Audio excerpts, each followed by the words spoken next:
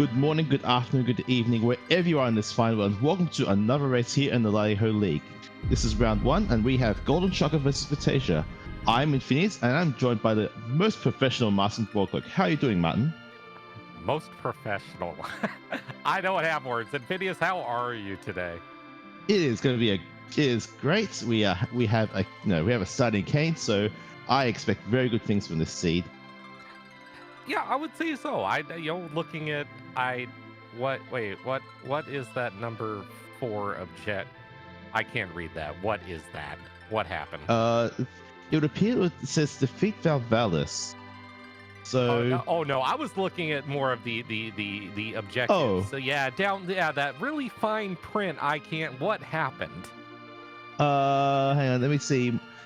Side effects may include. I think I see the word fame much. I don't know. You may have to talk to our tracker there or something. Yeah, is that the fine print? I think it is. I think that's the warning about too much Bacchus wine consumption. Yeah. I mean, yes. Do not drink too much wine because you may regret it in the end. Yeah. But yeah, no, absolutely. Seeing Kane at the beginning. I love seeing Kane at the beginning.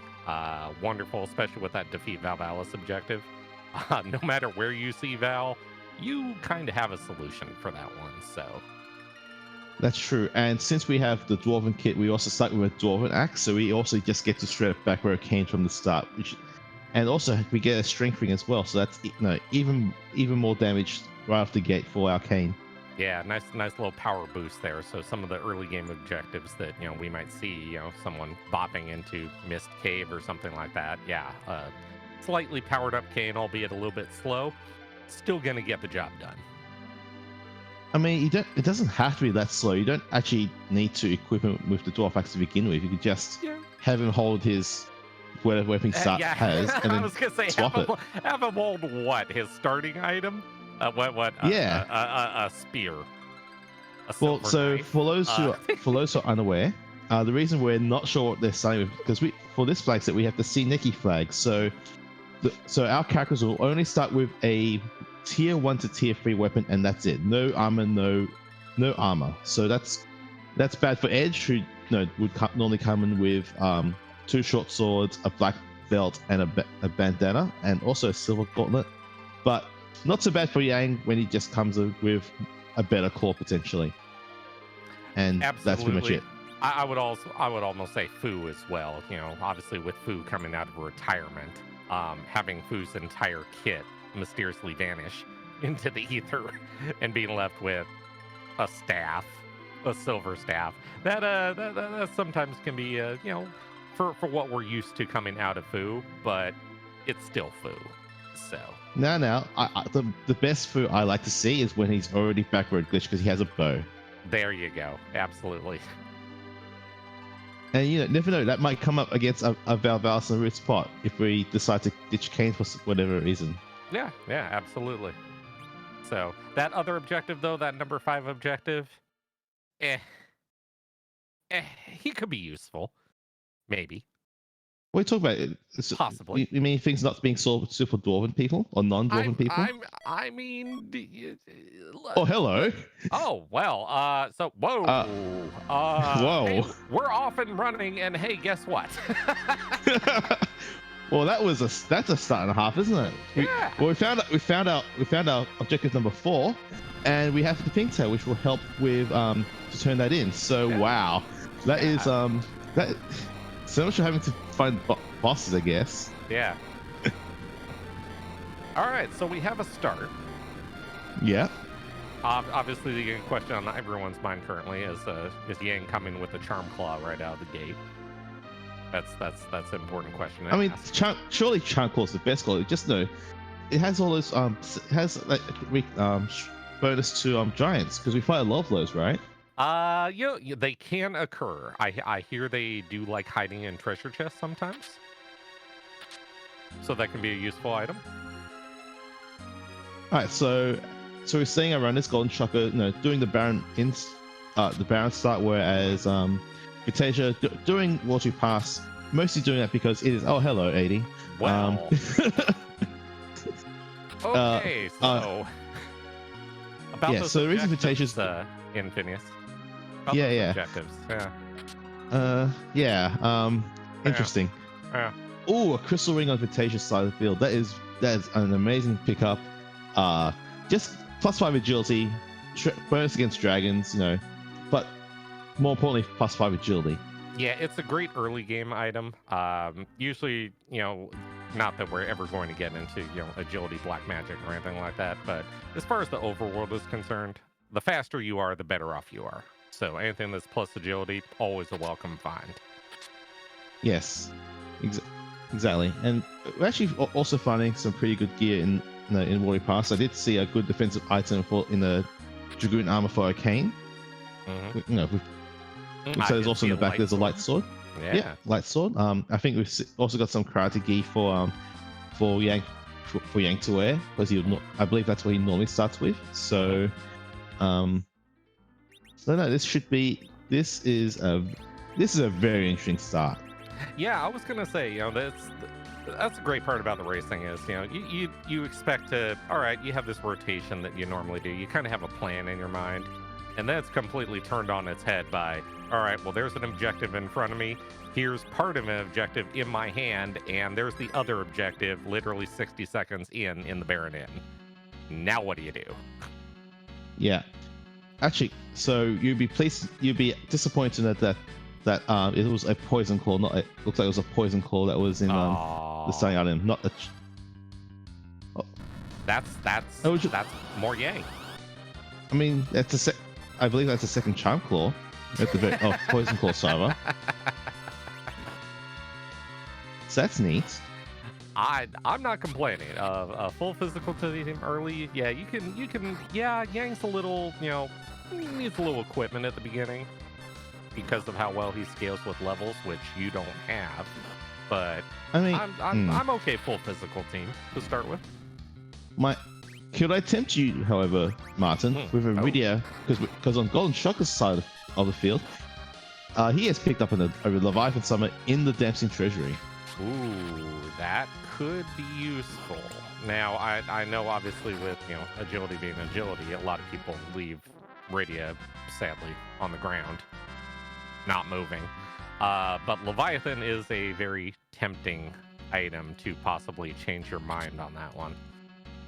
Or it's worth a whole bunch of money. Yes, it can be hawked at your nearest pawn shop. Yes, that is true. Yeah. But no, Vitasia through that Dark Imps fight has two Yangs. Is surely going to power through this seed now. Yeah, absolutely. So while our runners are basically crisscrossing each other's footsteps, a huge shout out to the rest of our restream team. We have Daphis doing the restream duties and having to change tack a little bit, and Jeebus Zero doing the tracking. Not much to do right now, but it's given how quickly everything seems to have lined up. This could be a quick one. Yeah, lots of buttons to press. I was gonna say definitely props to Daphis for putting this all together at last minute, and obviously protecting buttons from a certain rabid weasel. So thank you, Jeebus. I hear buttons are a delicacy for certain people.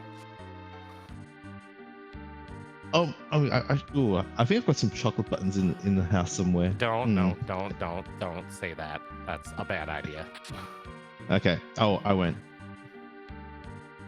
So yeah, Dark Imps here, not a lot of HP, so this is fairly straightforward. They don't punch very hard. I mean, with your starting equipment, you're pretty all right.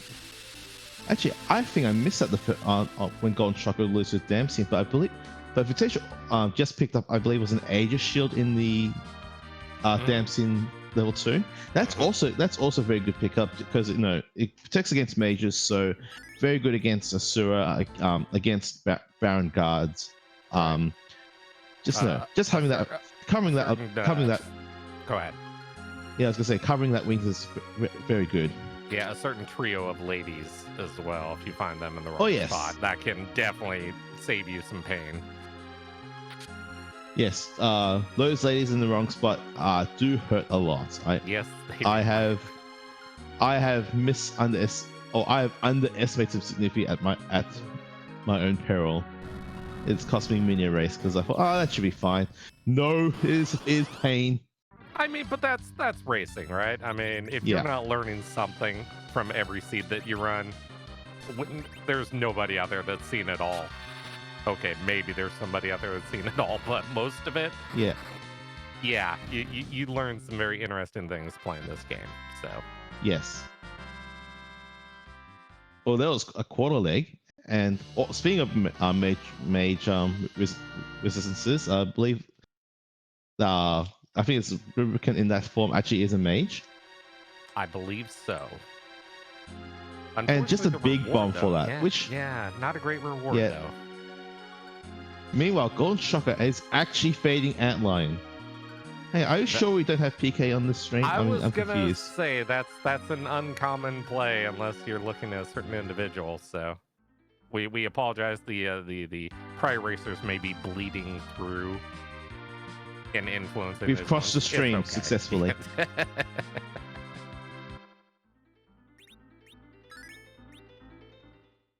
Actually, this is probably one of the times where one of the few fights where you are slightly punishable but going too fast because you kind of don't want to. You actually want to have DK Painman actually go very quick just to get it over and done with. But you couldn't know, so it's. I will say. There you go, Vitasia. Nice. Vitasia sold that Leviathan summon. Not quite asserting dominance, but I'm okay with it. Obviously, Radio will end up on the ground if she's in the seed. And oh, well, that's an item. What item was that? I completely. Oh, it was a hook. Fabul, yeah, Fabul coughed up a hook. Ooh. Yeah. Oh look, another poison claw. Like that, poison claws are +5 strength, right? So that's actually very good for Ao Yang, unironically. Yeah, very good item. So, but that hook, obviously hook route now available, character now available. Now, objective number 3 now available. Yeah, the fun part's gonna be that object number 3 is, hi, what weapon am I going to get for a character I don't have yet? So will it be Hanzo? Will it be a crystal sword? Will it be, I don't know, a vampire? I mean, yeah, it's a fun game. Okay, this is an interesting play. Diving the hook route immediately. I'm not against it. Huh. I mean, it is a shot at even edge or Fu because it's a character gated item. But I don't know. My initial thought was to basically turn that pink tail immediately, since you know it's objective. It could be a very good weapon for Kane. Mm-hmm. Like if you get an Avenger, the seed overworld becomes completely free. Yeah, absolutely. Hey. Well, so about leaving that kid on the ground. Okay. Hi. I think GoldenShocker did not sell his Leviathan summon either. So. Yeah. Huh. Yeah. Now. Seeing that boss, now seeing Baigen sitting there at the Rubicon spot, that Leviathan summon now becomes a little more interesting because of how that fight works. So that's true. That is true. Like you want to be able to, you have to time your your Leviathans so that you'll take out the arms. Yep. But honestly, I think in that spot, upon knowing that, I'd go, you know what? I'm going to check everything else first. Like, absolutely. Like ordeals, I would check. No, obviously Baron in. I will check demist for at the Mist Cave. I might even consider doing the cheeky demist at Magus' check. Honestly, that is such an unfun fight there. So, and to answer our question, the pink tail, it give us an Artemis bow. So. Oh, good. It's good for Rydia. Rydia is the only character that we've seen so far that can equip it, or apart from Eddie. Yeah. Wait, who? Person who would normally be sleeping instead. Oh, okay. Gotcha. Just making sure. Yeah. But no, I think Vitasia's about to get the good news that you don't have to dive that deep into. Let's bop back to GoldenShocker here really quick. A couple things I noticed. One, great thing looting Evelyn. Always a good time. Found the trap chest. Immediately reset. Started walking through. Picked up a cursed ring and a Stardust rod. So you're telling me that this Rydia is actually not going to be sleeping for this time? I feel like Rydia may be standing up and doing some very bad things here very soon. Why are you calling sleeping bad? No, not at all. I love sleep. Yeah, sleep is great. Yeah. But I also love Rydia with the Stardust Rod throwing out Leviathan for probably 4,000 a shot. That's also a nice thing. Yeah, that also does sound pretty good, to be honest. Yeah. I think it comes in handy sometimes. Ish. I mean, just don't try to do it against, I don't know, like an Ogre Pogo or something. No, that doesn't end well. Oh, also don't do it against Pale Dim either. I hear that doesn't work well either. Oh, it's fine. You just need a proper setup. Look, float doesn't grow on trees, okay? What? Disappointing. So yeah, that second fight, unfortunately, we just saw on Vitasia's side, Baron in. Oof. What? Oof. It was only half. Oh, come on! It was only half a lion. That is a punchy lion, let me tell you. I mean, on one hand, it's punchy, but honestly, I think that's actually not bad because you don't have to suffer any of the counters with your party of Yang. Yeah, and it's also pretty. It's also like that spot's incredibly slow relative compared to everything. So if you put a cursed ring on your, or not cursed ring, a crystal ring on your anchor, you have Kane do jumps and also have Yang do power punches. I actually think that's free. Oh yeah, no, absolutely. And if anyone goes down, you will have the time to be able to light them up. I do not see that as a problem at all. No, and also picking up that white spear out of the very first chest going into Evelyn. I would not be surprised to see round 2 of that fight here very shortly.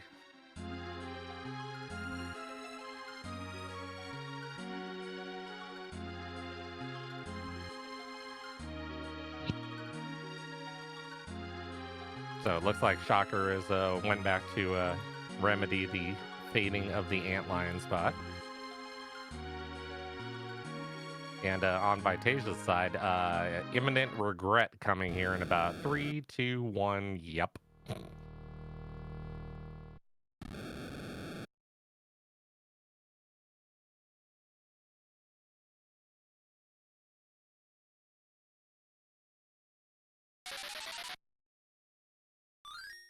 That's okay, though.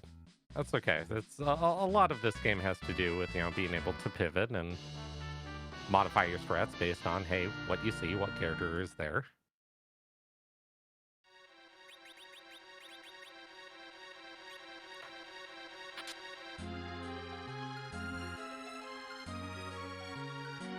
So, question, Infinius, I have a question for you. Assuming I didn't just lose Infinius.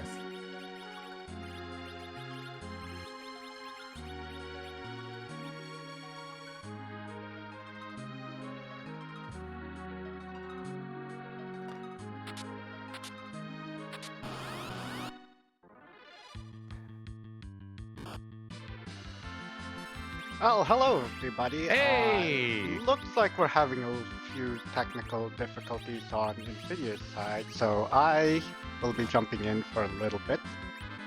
Jeebus, pleasure to see you.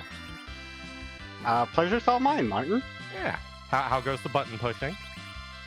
Well, not so much pushing thus far. We do see Vitasia taking on that Stillman fight with the Hourglasses C-Bot, as well as Golden Vitasia or GoldenShocker finding a free fight on Mount Ordeal. I love free fights. I love just being able to set the controller down, gather your thoughts, sit there for a second. I don't know about seeing it here, though. that part is never a good thing, but I do like the break. Obviously it's maybe a good time, refresh your drink, get up, go use the facilities, maybe a little stretch. Yeah, you can, think about what nasty thing could be hiding in the back attack spot. Yeah, what could possibly go wrong with this next spot? No comment. The list goes on and on and on. And Vitasia's through our trap chest fight here in Eblin, and the reward is please be something good. Come on, give me. I don't know. I'm not gonna be greedy. Give me a cat claw. I'll take a cat claw. A cat claw would not be a terrible find here. That's what I was looking for. I mean, white. It's a great a white spear when you already have a white spear for free. I mean, it's just not what you're looking for. Look, I love the pawn shop as much as anybody, but eventually when you start selling them the same thing over and over, they start telling you just go away. You start wondering if you're giving them counterfeits or something. Yeah, right. And ironically, we're actually going to find that out once we get to the bracket flag set, when all the shops wisen up and no, they're not going to give you money for anything anymore. Absolutely. Definitely one of the most interesting changes coming up in bracket, but in order to get there, GoldenShocker is going to have to get through this back attack Mylon Z. Yeah. It shouldn't be too bad in this spot. Obviously, having Radia with a Stardust Rod and Leviathan, Yep, 2 big bombs in the inventory. This spot can hit hard, but it definitely not enough to just take out the entire party with these 2 high HP Yangs here. Yeah, and having enough HP here, I mean, like you said, it's pretty straightforward. I mean, Mylon, go ahead and keep punching the Yangs. I mean, it might work eventually. Eventually.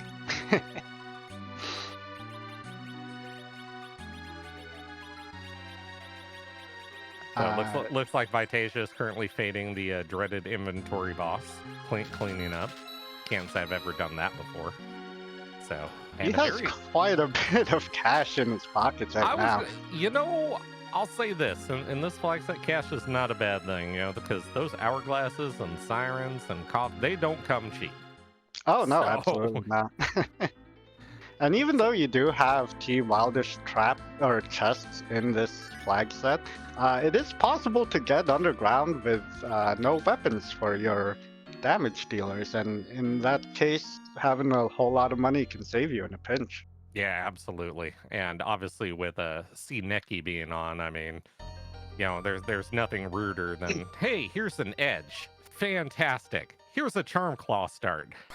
Great. Now what do I do?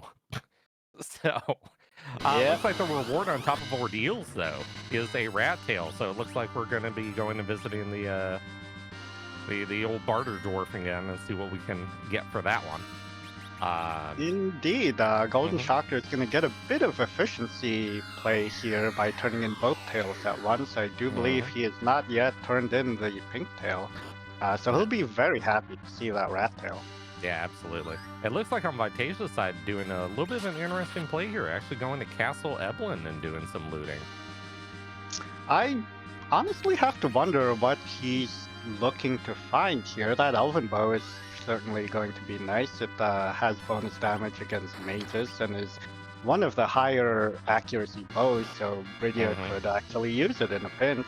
Yeah, and I mean, the tier items here in the castle are fantastic, so maybe, I mean, obviously you're looking to, get levels on the Cane and the Yangs. I mean, looting here, there are 3 trap chests in here that are possible, so, maybe you're taking a run at, all right, I'm going to loot the place. If I find an encounter, like the Stalemen and the Skulls, I can get through it because I have hourglasses, so I can literally stop every fight in here, and these are a good chunk of early experience. Absolutely, and knowing that Baigen is in the Rubicon slot and having no white mages so far, Uh, Not a terrible play, honestly. Yeah. I think as far as treasure goes, he would really be looking for things like glass hats or dragoon armor, that high tier stuff that'll let him hit or survive through the Biken's punches. Yeah. I mean, it's not that, that spot is terribly, bad. But the issue is with Biken, it's not that you're getting hit once. You're getting hit 3 times every round. That's a bad thing. Nobody likes that. And when you're trying to go through 25,000 plus HP of that, because those arms unfortunately do come back. Yeah, you want survivability here without, any, mage, I guess I'll say. Even though Gridea is standing for Vitasia, unfortunately selling that Leviathan summon earlier, that might come back to bite him. So it could indeed. We'll have to see how he proceeds through this. Even finding something like just a random Bacchus. Oh, well, Vitasia just found the replacement Leviathan. I was gonna say, you were saying. Never punished, folks. Never punished. This is a lesson. Absolutely. It doesn't matter what you. Oh boy. Oh boy. Well, that's a thing. Okay, so about going hook route. Yeah. You could just say no. Oh, there's that random Bacchus line we were talking about. Everything's coming up with Vitasia. I love options. This is great. This is great. Golden, you can't land an airship in water. That doesn't work. I've tried it many a times. Nope. The one vehicle that was taken out of Final Fantasy IV is in fact the boat. The boat, which is only used for a cutscene between Fabul and, well, halfway to Mysidia. Yeah. Also, yes, you can't land the airship on towns. I hear that ends well. Also, not on mountains. So don't do that either.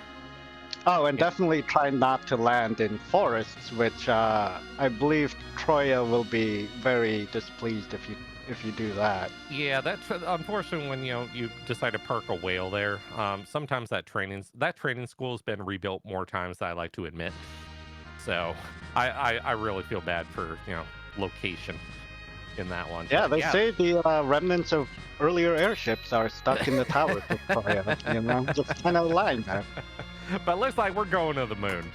I like the play. It's a free character. It's a very nice shop.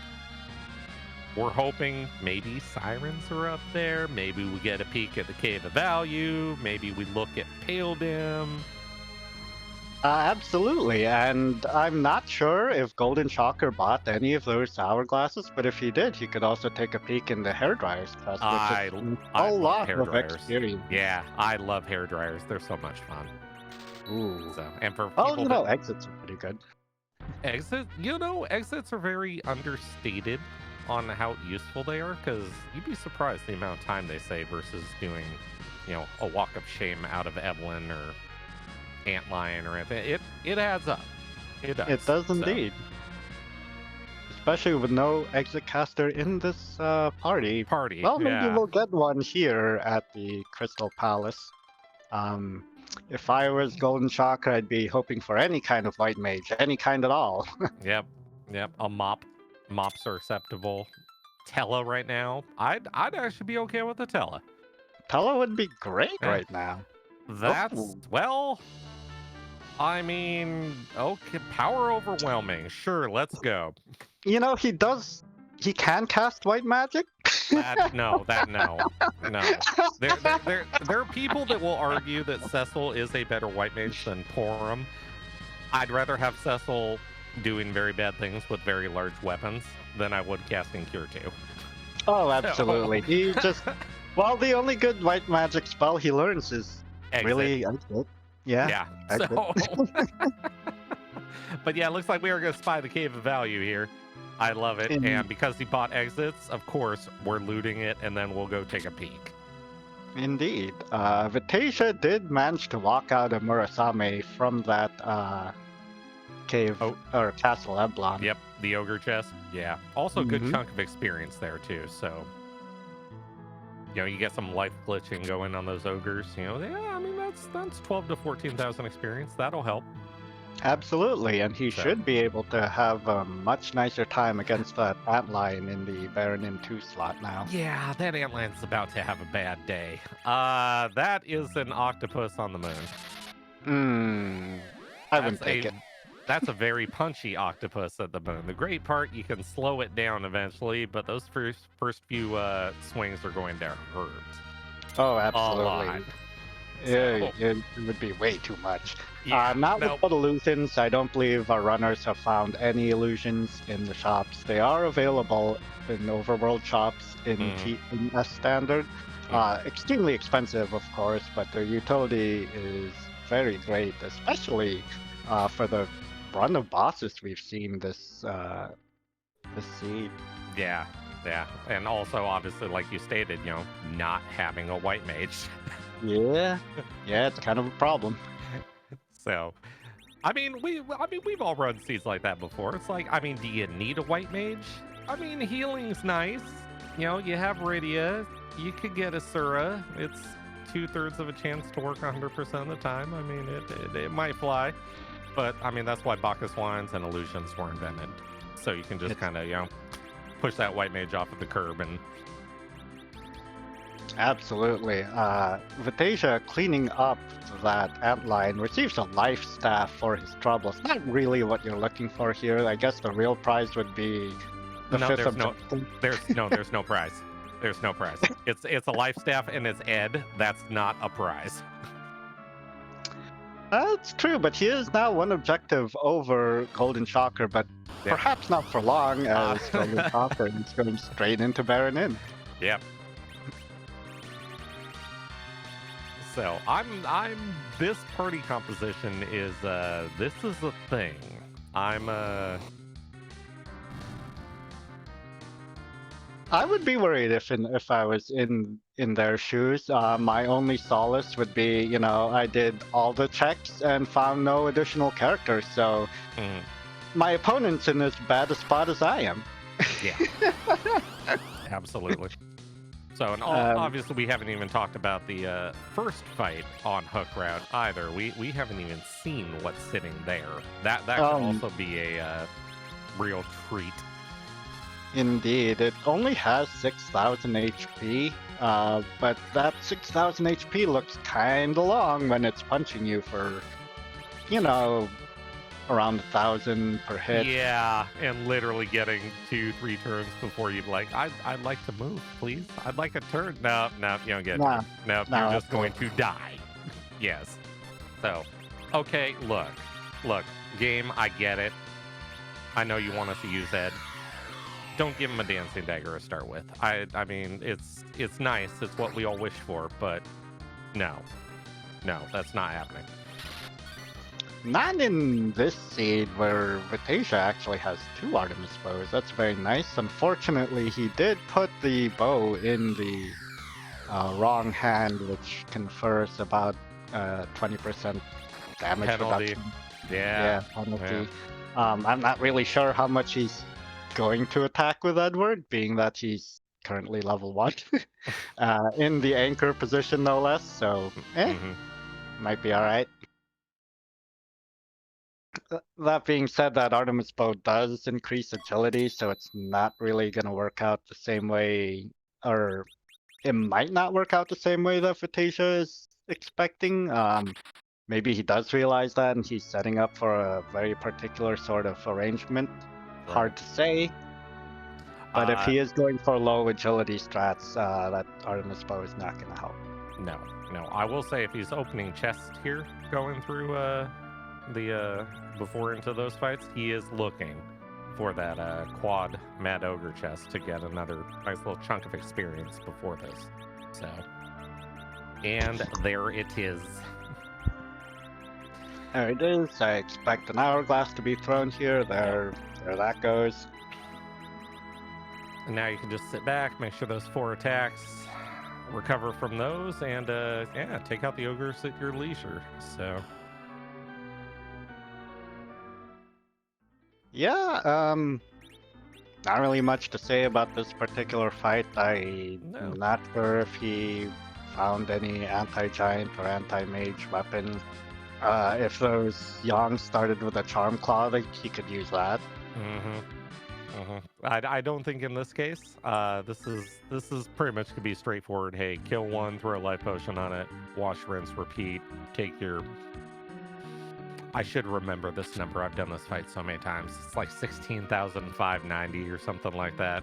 If you I do believe that's actually right on the money. Is it? I want to say it's like I've seen that number enough times in my career. Like that one just kind of sticks. So. Oh yes, absolutely. We have GoldenShocker now looting Castle Emblem as well. He will be able to find all the goodies that Vitasia has found, and actually just reminded me that both of them now have an Elven Bow, which does do additional damage against Mad Ogres. Yep, absolutely. I like the play of Emblem, especially with this party. I mean, you literally have, all the physical damage dealers in the world. Anything out of that trap chest, if you can find something for one of them, is going to make a world of difference. So. Oh yeah. Even that elixir that Vitasia just found from the Mad Ogre chest, that's gonna come in handy. You start with one with our starting kits, but I don't believe they found a whole lot of Cure 3s in shops, and you're gonna need the healing for this fight. Yeah. It's either illusions or Cure 3s, or you're gonna struggle through it with Cure 2s. Right. Not exactly great choice. Not at all. That may be. I'm not the mind of Vitasia here. Maybe that's part of the Artemis Bow ideas. Okay, well maybe if I make Ed a little bit faster, he can be kind of like a Cure 2 bot. Get him some extra turns in there or something along that. I got nothing. I'm trying to make Ed useful here. Okay, it's not working. Well, he can act with that Artemis Bow. He can reduce the Rubicon slot to RA2. With the Silk Web might get you an advantage. I'm not sure if I take that over a Cursed Ring Anchor. It kind of depends. Yeah. But this first fight, well, this is going to be a very short-lived fight, unfortunately. That item, that white spear that we found earlier, bad things are about to occur. Oh, absolutely. The only thing to really worry about here is that speed. That incredible speed at the King Freedom. And when he transforms into dragon form, he starts punching, and it's gonna punch really hard. Yes, it is. So you may see some timing shenanigans possibly here. Phase change will happen. Okay. The idea, and I've seen this before in fights, is basically because of how the HP split works at this spot, it's about 40% before it changes forms. If you can have Kane in the air when the form changes, just have him come down and bang, fight's over. So. Absolutely. That Leviathan almost did the trick with the single punch from that Piggyong. Finished up for Vitasia. Now Vitasia, if I was Vitasia, I would 100% save in his position. Oh yeah, absolutely. And as proving every broadcaster wrong known to man, here we go. Right into it. Let's go. Let's go. Now, with all those tests he took, he is at a pretty high level, compared to this spot. So that is going to help a lot, especially just getting raw HP on his principal party members. Even that back row Rydia should be able to survive at least one punch. Yeah. And, like we talked about earlier, the big thing with Baigen is getting him into what we call the arm loop. So as long as you can keep Baigen literally doing one punch and regenerating the arms, you can mitigate that. So it's just timing it to where you can take out the arms every time they come back. Yep. Looks like Vitasia either opted... Oh? That is unfortunately the risk, folks, and that is a great lesson to learn, is when you are playing around with area spells and things like that, you have to wait for when the entire animation is finished. If you're casting an area spell instead of one little arrow, you'll see 3, or you wait until the animation is complete, then you dump the summon, because otherwise that happens. Yep. It only hits what it's targeting at the time you put in the action, regardless of what else is happening on screen. Yep. He does take out the arms with the second Leviathan before they cause too much trouble, though. Vitasia looks to be in pretty good shape. He is taking attrition damage. Yeah. I'm not sure that's enough to actually threaten him. No, not at all. MP might be a problem. Eddie obviously being a Cure 2 bot, so doing his job. Thank you, Ed. We appreciate your work. We will dump you as soon as humanly possible, but thank you for your help in this fight.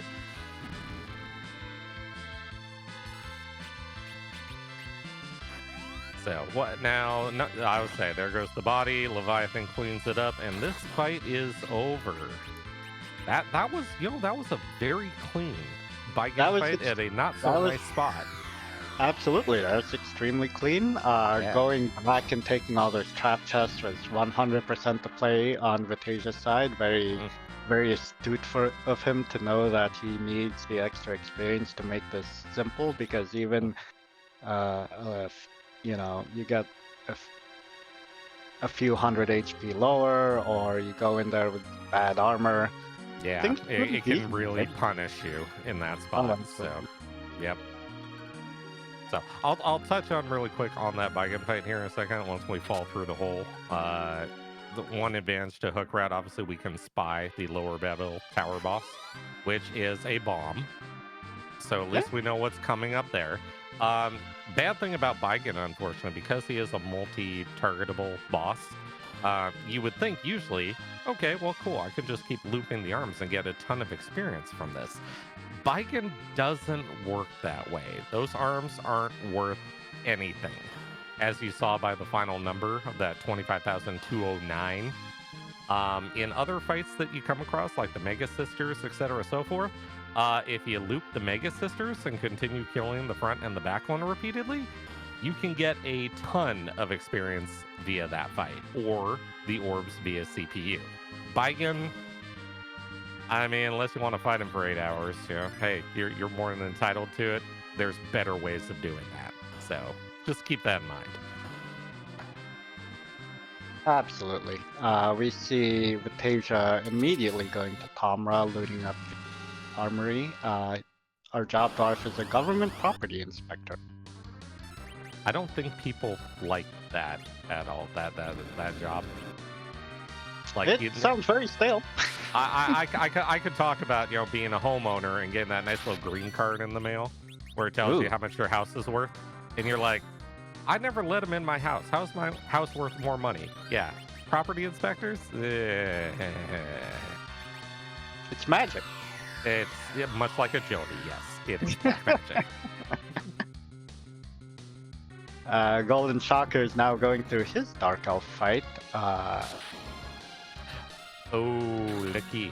I see sirens. Ooh. I see sirens in Tamra. Oh boy. Sirens are wonderful. Sirens are available in this seed. Yay. It certainly does take a lot off your mind to know that your grind is 100% taken care of.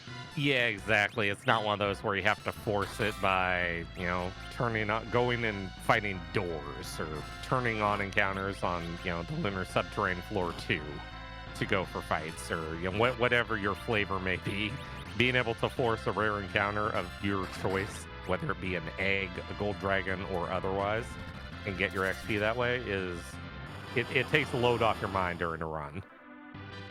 Definitely, and as GoldenShocker begins his Baigen fight, we see Vitasia going into Dwarf Castle, finding himself Dr. Luge in the Calbrina spot. That's to be too much of a problem, I don't believe. No, not the HP split here and everything. No.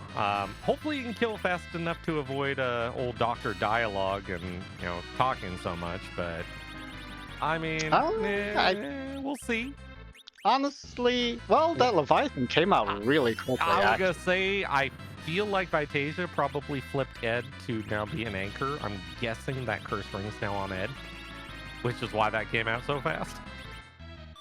I think it's because he has a fast anchor, believe it or not. This is one of the underworld fights that can work with a fast anchor or a slow anchor, depending on exactly what you're doing. Because if that was a super slow anchor, Dr. Luge would just start talking like that. Okay, there you go.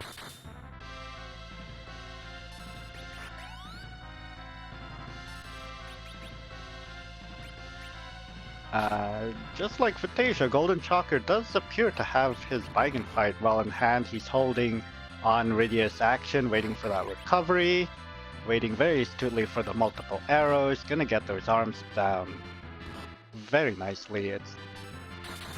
I'm predicting a very clean fight on his side. Oh, that Ridia almost got taken out. Hey, all you need is 1 HP at the end of the fight, right? Absolutely. At least until the second fight rears its head, which, okay, that's not the worst thing in That's the world. just Mylon and friends. One Leviathan. Ooh, that's an edge. That is an edge. And that is Ed going bye-bye.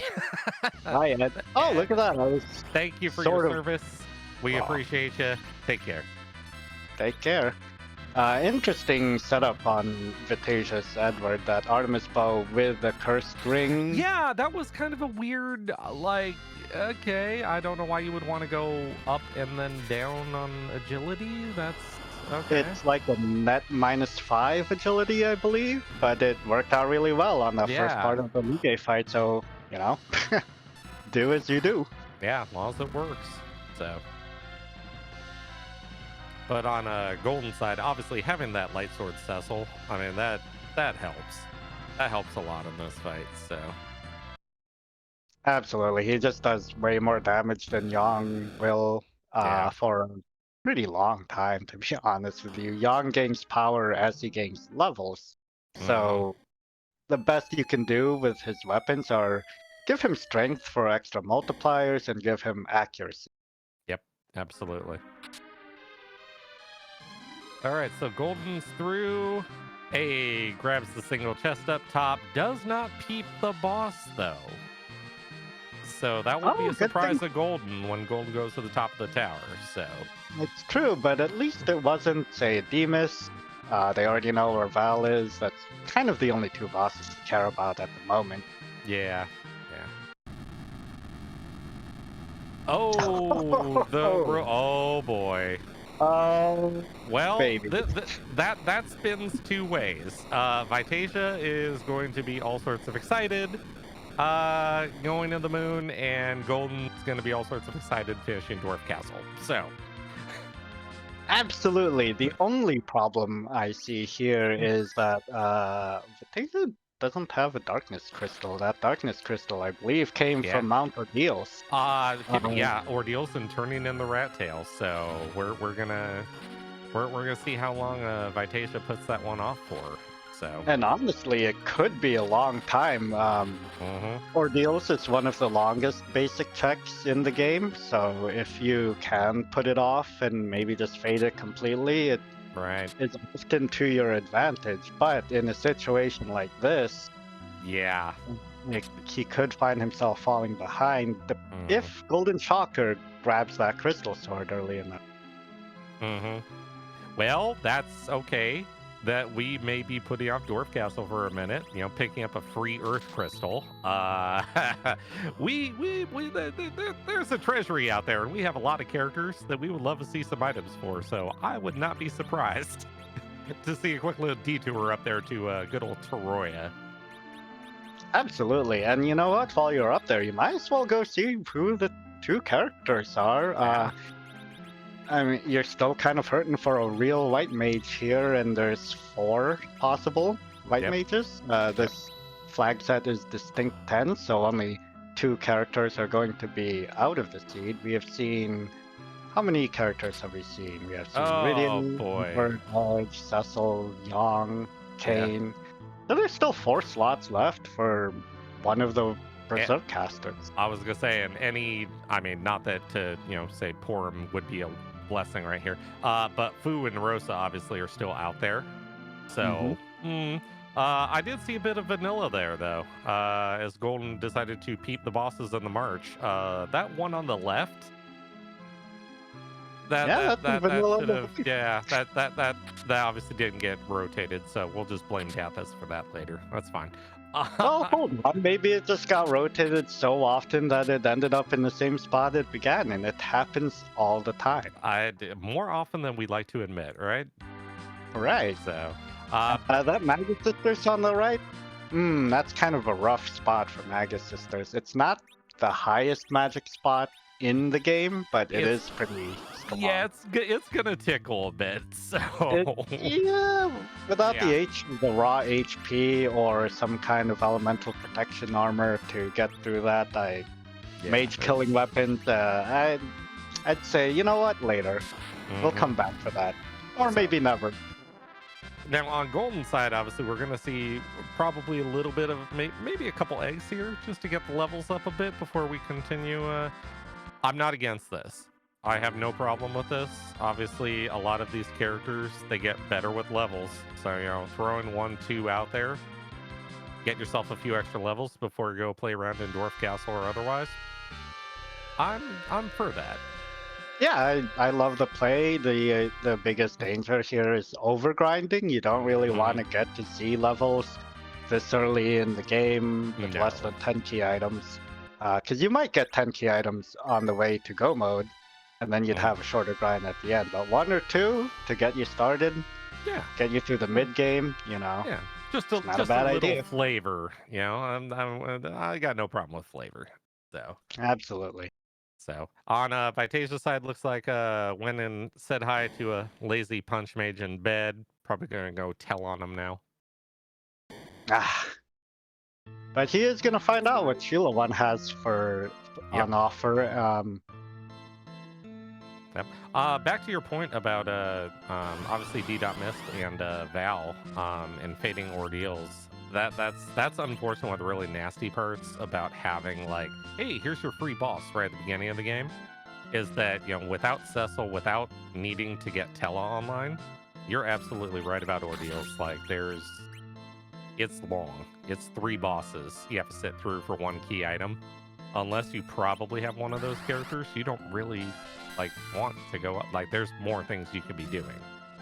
So absolutely, and Vitasia's gonna quickly run out of options here. I believe he has the Flame Arch bosses, Keyless Tower, and Ordeals left. So very likely that he's just gonna be forced to go to Ordeals sooner or later anyway. But in the meantime, GoldenShocker is now doing his Dwarf Castle. Will soon get a Crystal Sword for his Cecil, and just gonna run away with power. Yeah.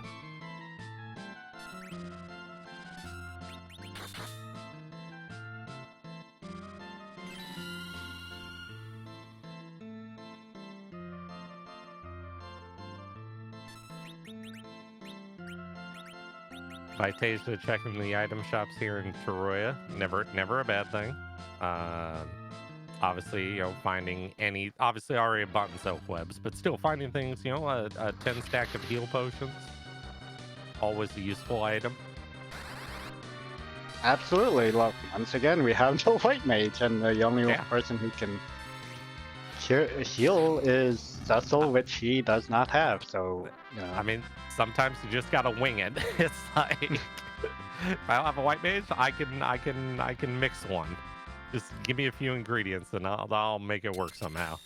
So that was actually a dominant strategy back in Zenith Zone 2 when all the consumables were always guaranteed, so you could absolutely find Bacchus Mines, you could absolutely find illusions, Cure 3s, all the good stuff. You could basically mix your own white mage.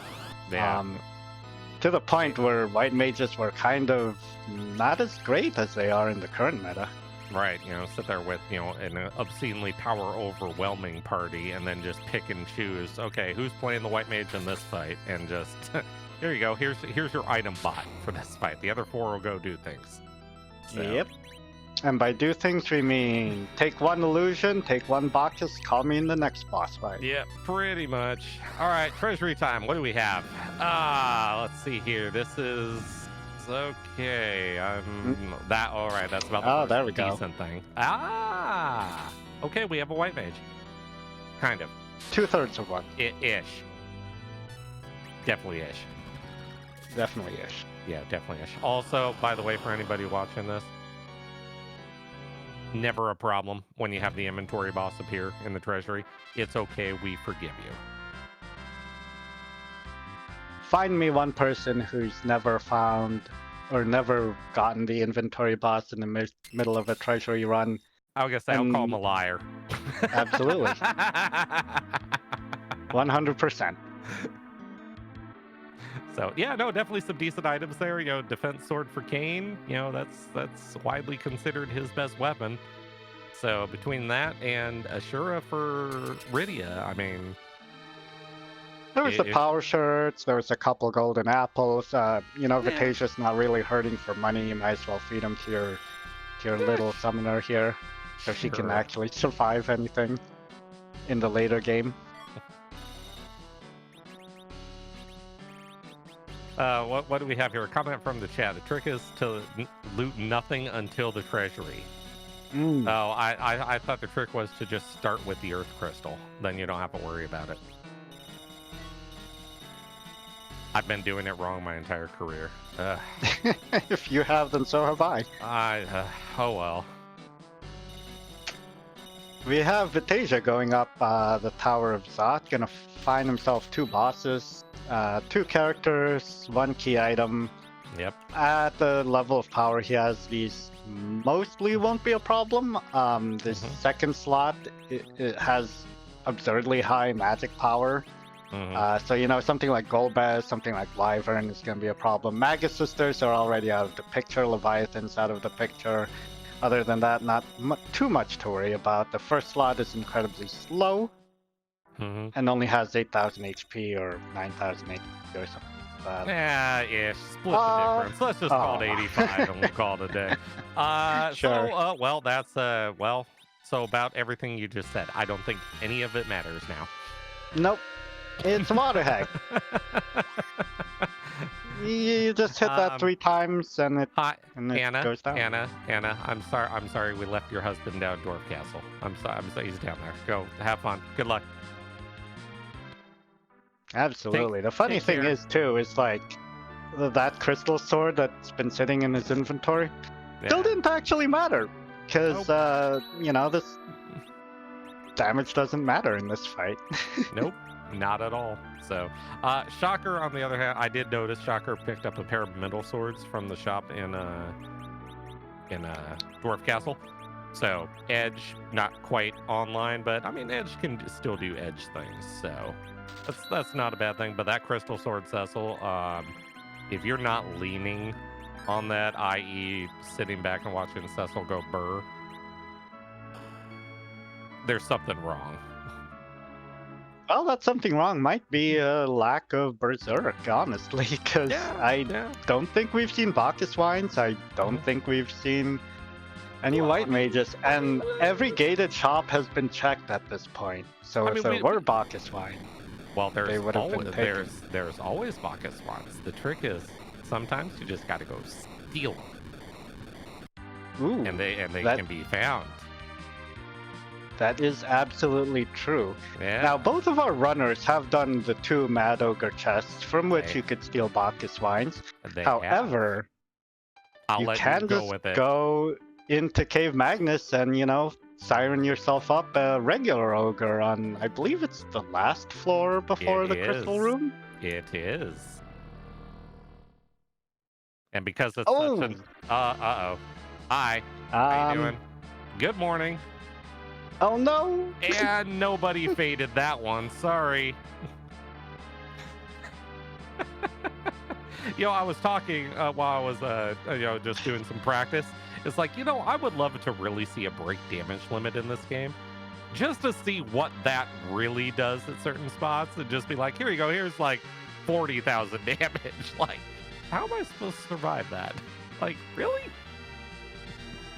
That would be really funny, and then you could find a Mylon Z with your Crystal Sword Cecil and berserk him up, and do the same thing to him. Thank you, and actually see real numbers. Like, wouldn't that be great? Hopes and dreams. Hopes and dreams, indeed. Yeah. So, all right. So we have to sit through the water hag again. It's fine. Hey, look at this. Everyone wave, say hi. Hi. Hi. Yep. GoldenShocker also about to enter his water hag fight. With one key difference. Ed. He He does have Ed is here. Now, unfortunately, we can't just leave Ed here after this fight. But, you know, hey. Well, there should be, there are actually plenty of opportunities to leave Ed here after this fight. In about 30 seconds, right, is about when we're going to leave Ed here, so... That's kind of a hard call to make for GoldenShocker's position. He will have an opportunity to get a second edge, but he does not have edge weapons with him. On the other hand, he actually does have 2 Artemis bows, I believe. Or, no, I think that was Vitasia. Yes. Well, he might have 2 Artemis bows. If he does, taking a second Edward might actually not be terrible. I don't know. It's a situation that's so alien to me, honestly, that I have no idea what I would do in this position. Yeah.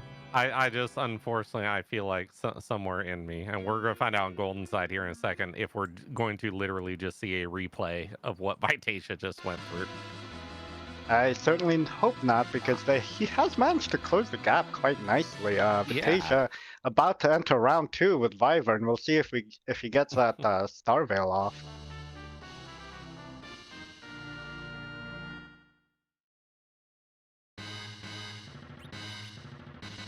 Yeah, plenty good. of time. Plenty of time with some lower battle speed. Yep, works just fine. Yeah, absolutely. Gets 2 of them even, getting a little bit of extra experience for those 2 party members. Everyone else, it's alright. Yeah, it's fine. And Golden surprised in 3, 2, 1. Uh-oh. Immediately goes for a Star Veil. Does it go off? Nice. It does. Nice. That cursed ring. Doing work, putting in work. That's beautiful. You love to see it. Yep.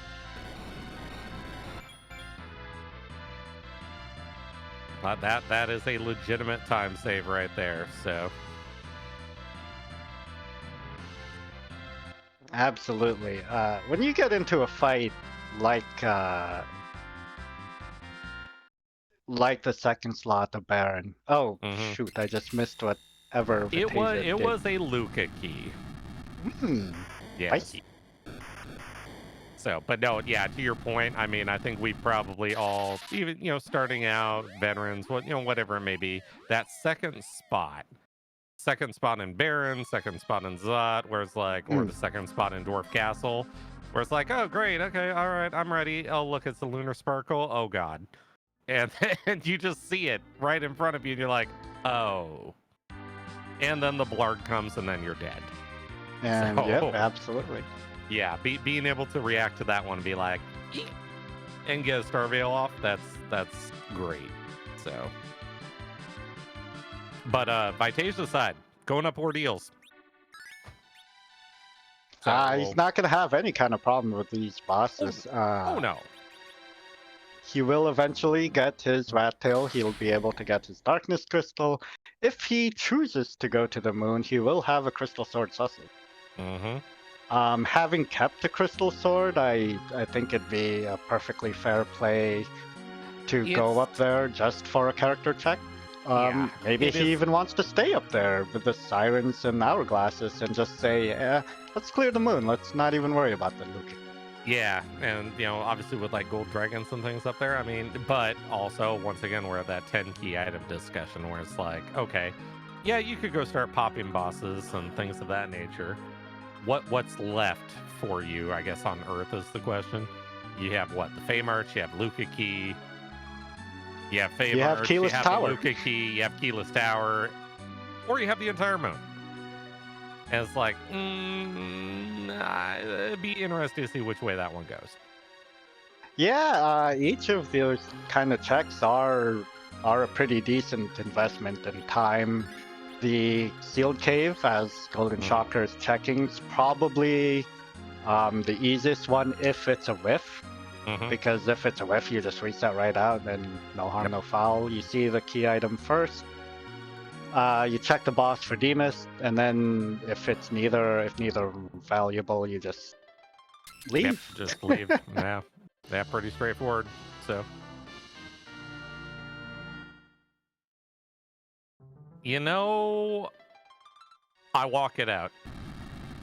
I walk it out because, you know, obviously where Val is. Val's going to be via Baron Key. I'm going to bank on the fact, based on the amount of checks left right now, that Baron Key is somewhere up on the moon, and I'm coming back to Earth to finish the game.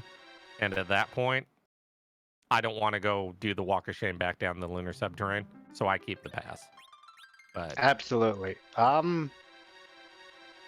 Yeah, and then okay, that was just he just picked the wrong his head, and it's like, oh, well, that might change our tune slightly. So, because not only is that spot high speed, it's high magic. So, yeah, not the most fun boss to go through, just for a pass, no less, and then you'd have to warp out afterwards.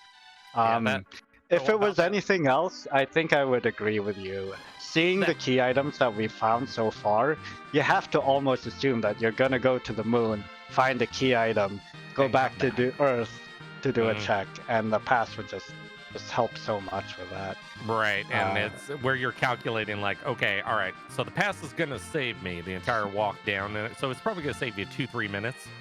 That Golbez fight is going to cost you 2 or 3 minutes. So it's kind of a wash. You're just like, nope, thanks, bye, take care. It's true, because to get to the point where you know you'd have to reset against Golbez, you go through his entire dialogue, he summons the dragon kills 3 of your party members, and then you find out if you won the coin flip.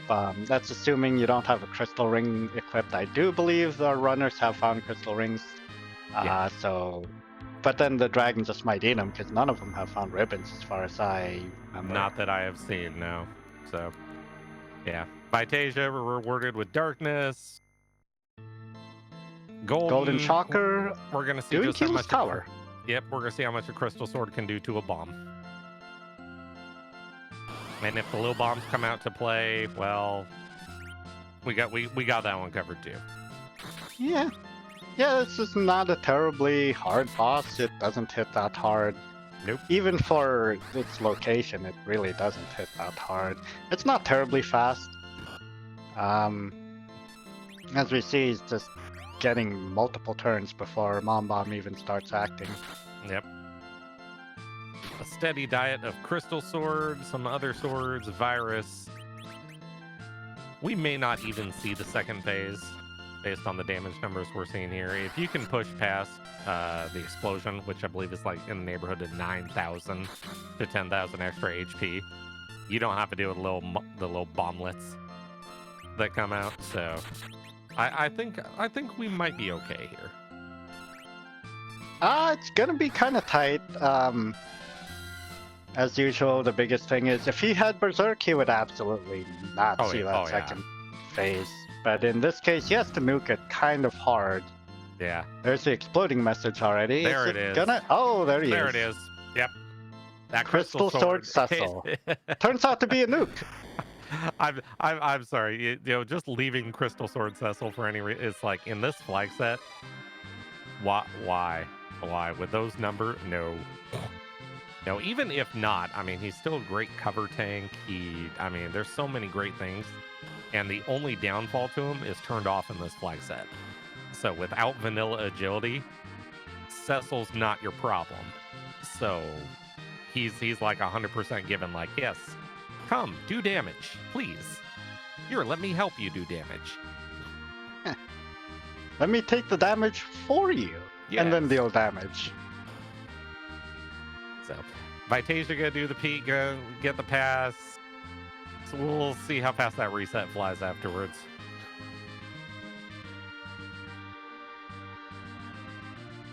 Indeed, and GoldenShocker's only options at this point are the Fey March and the Moon. So yeah, if he was trying to save a long grind for 10 key items, I don't really think he's gonna get that option. Oh, that was a fast reset on Vitasia's side. Yep, about that long.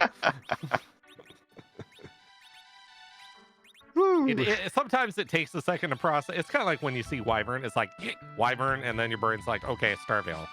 You see Golbez, and you're like, I hate it. Okay, fine, reset. There's a little delay there. Not much, but there's a delay. His delay's just long enough for you to say, really? Here? Yeah, right. Here, now. So Golden, okay, doing a little bit of egg grinding. Probably, I see this. My thought is, okay, you get enough levels to a point that you feel comfortable with those two fights in the march. You're down here, you do them, and then you go to the moon. So you may even, no, you do the fights, you go to the moon. Because at that point, to be honest, like the HP totals alone are comparable. Yeah. I think the Asura spot has slightly less HP, 21,000 I believe, and that is significantly lower than the lowest moon spot, which is the White Spear altar at like 28,000, but still it's Magus Sisters over there, and our team doesn't really have HP at this moment. No, that's why I'm not against the whole, hey, pop a couple eggs, get up to a point you feel comfortable that Mindy dumping a level 2 spell on you doesn't just wipe you, and then go and deal with those two accordingly. So yeah. Well, to be fair, Hey, who's back? Welcome back. Me. Hey, so what folks. I missed? Nothing much, right? Hey, folks, have you ever had 3 commentators in a booth before? Boy, are you in for a treat. Let me tell you. So yeah, because you know, why not? I'm not turning off my mic. Yeah, see, there we go. The trifecta. All right. So how you want to? So catch me up. What did I miss? What have you missed? Oh boy. Well, you saw the start. Let's see. Where do we go from there? Ordeals gave us a rat tail. Rat tail led to darkness. Cecil sitting on the moon. Crystal Sword was the reward from Dwarf Castle. Good thing you got a Cecil in. Yeah. There's currently a pass sitting in Luca Cave. Unfortunately, Golbez has other ideas, so nobody took that fight. Nice little surprise Wyvern at the top of Zod in the second fight there. Well, that's fine. Yeah, it's been a good time. It's been the Seeds had a few little surprises to throw, but no white mage. I see. More importantly, no one's found a Baron key. No one's found a Baron key. White mage. No white mage. There was a Sand Ruby at the top of Lower Babel, guarded by a Mom Bomb, which Vitasia did not check. He's gone straight up to the moon after checking the Luca Cave. Yep. And I see Vitasia just punted Edge. I mean, Crystal Sword Cecil, okay. All right, I mean, it's you do know the Sirens are purchasable at Tamra, so those are in play. So, indeed, as well as Hourglasses. Yeah. Okay, fair enough. Keeping 2 Yangs though, that's interesting.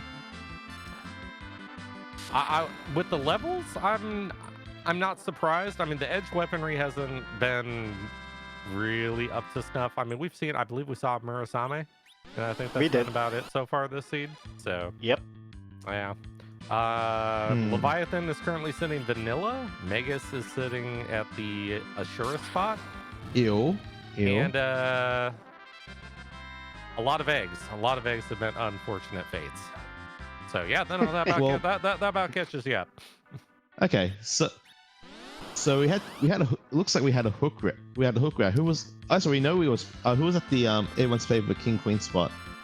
King Queen was Dark Elf. Dark Elf, thank you. Dark Elf, and it was really quickly taken out by a combination of Leviathan Rydia and White Spear Kane. Yep. Yeah, that sounds reasonable. And then I assume the reason we haven't seen too much more is because Baigan was in fact a jerk. Yeah, well, no, not too bad actually. Fortunately for Vitasia, you remember that Vitasia sold the Leviathan early. Found another one. So that problem was immediately remedied, and Rydia decided that she was going to stand up. So okay. Yeah, so a couple arm loops later, and Baigan was not a problem. So.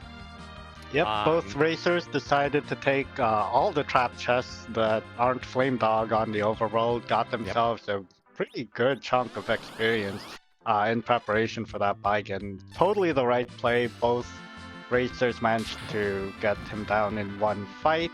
Didn't even save between that Dark Elf and the Baigan spot, which caught me off surprise because I would have saved personally. I would have saved too. That's that.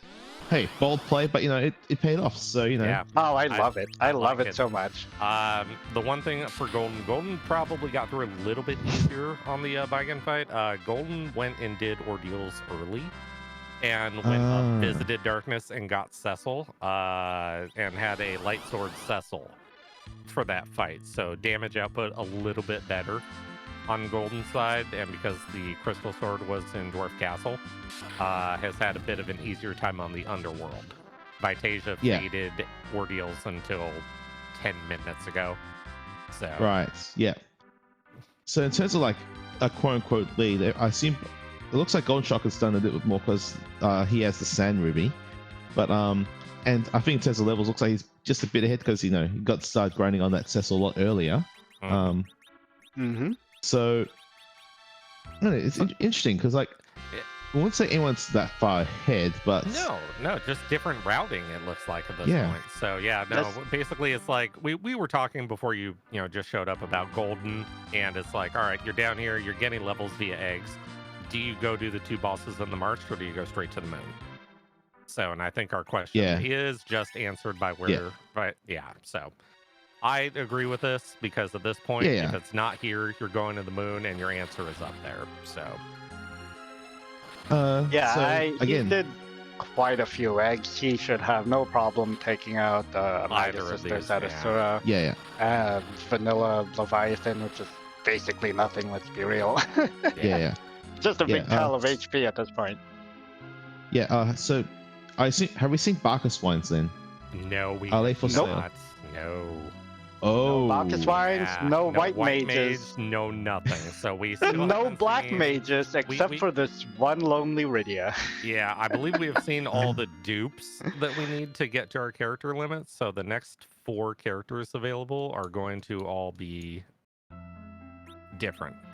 So so Package holds 1, Baron Key holds 1, Giant's gonna hold 1.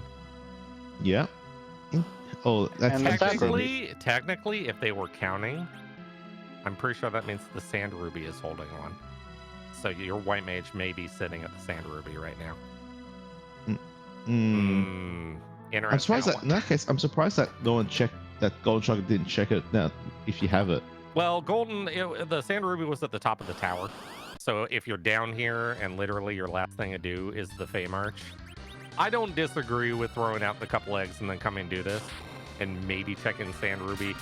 It'll be regretful if it's a White Mage and you just dumped all those eggs for no reason. Well, that's but that's why I would have checked. I probably would have did that check first though, because if it is a White Mage, then you are going to grind you want the levels up, on the White Mage. I mean, the only exception is going to be food. So you're and if it's food, then that's even more reason to check it, right? Right. Yep. So.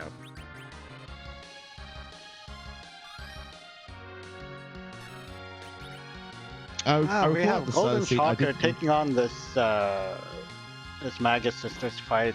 That little one is doing quite a bit of damage. She's got so many levels, so it's probably not going to matter too much. Mindy is terrifying.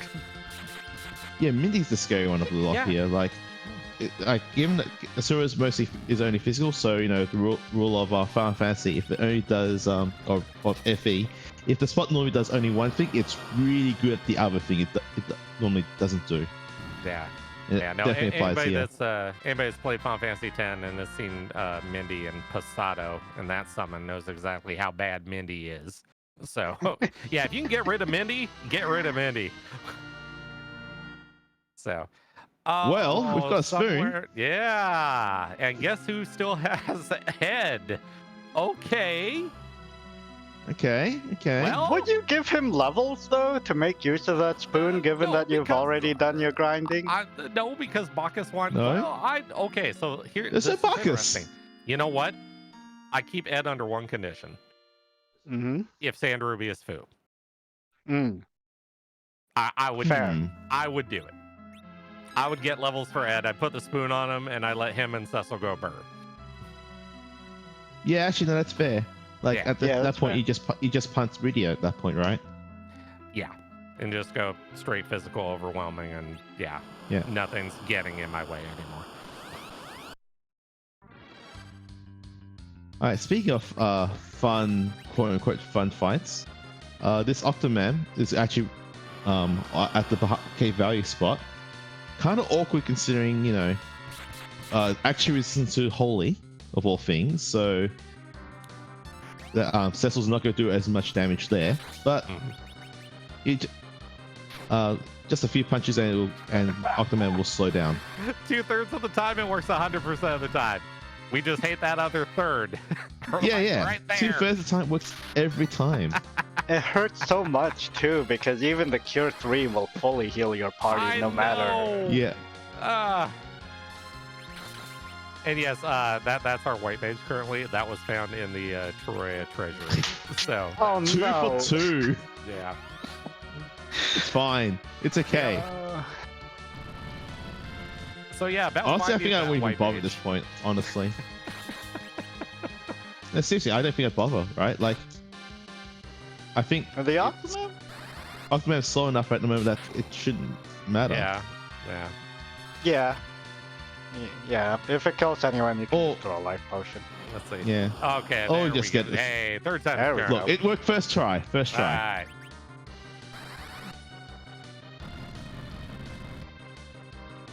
You know, with all these high HP party members, you only need 1 out of 3 to fully recover his HP after this. Well, 1 out of 3 ain't bad, right? Yeah, it's not that bad. An Indra cast. Well, don't think I've seen that used in anger. I was to say that use ever. Yeah, that's a new one. Let me guess Odin. Yeah, it could happen. I mean, that'd be interesting at least. All right, and there goes Leviathan. So, are we rewarded for the march? You know, I'm not against it. Yes, we actually are. Yes, we are rewarded. Please give me any source of Berserk. Yep. And that's a package. Huh. So they both have a character check available to them. Interesting. Do either of them do it? Are you desperate enough for a white mage to check the package and take a white mage from that cutscene? That's part. Are you the coming Sand back? Ruby obviously is quick, so it's land. Stick your head in. And... From Vitasia's side of it, would you actually go back to the Earthflow? That's such a long cutscene. It is. I think I just. It is. It is. I don't just know if ignore you it. scum it I mean, maybe you spy it. Maybe so. Let's say. Obviously, okay, $1.19 into the seed right now. Do you feel like you're behind? Probably not. I would say worst case, maybe you feel like you're tied with your opponent. So you probably go bottom up in the moon. If you find a Baron key or something that leads you to, let's say, 2 checks. 2 checks plus the package. Is that enough for you to leave the moon and go spy it? Check the character, check those? Or do you need 1 more on top of that to make it worth your time?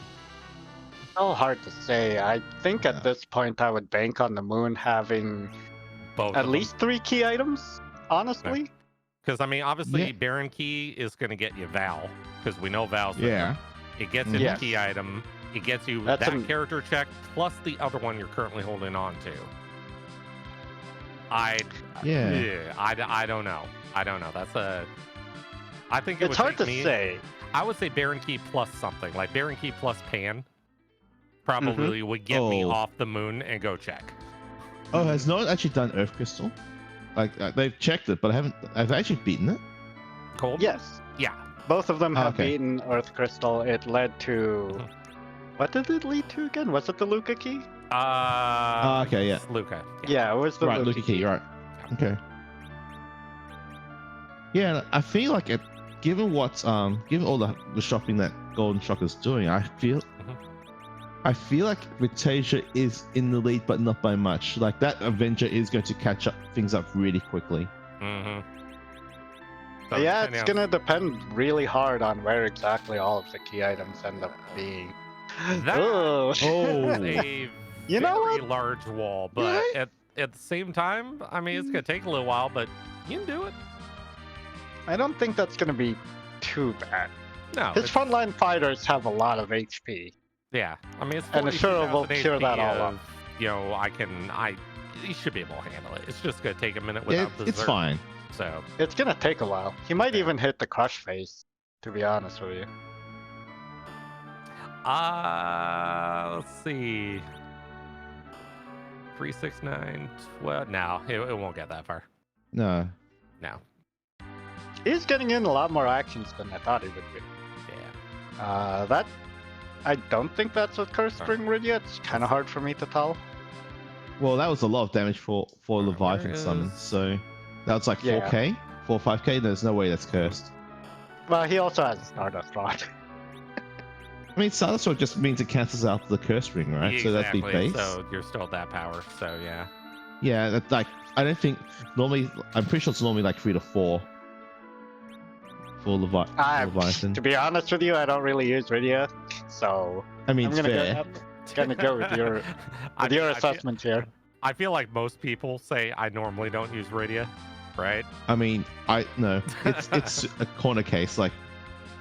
But yeah, This is one of those great ones, though. She is your only source of AoE healing, unless you're gonna count Cecil's Cure 2 for some Nobody reason. can Cecil's Cure 2 unless you're comparing Cecil to Porum, and then yes, I get it, but that's not the point.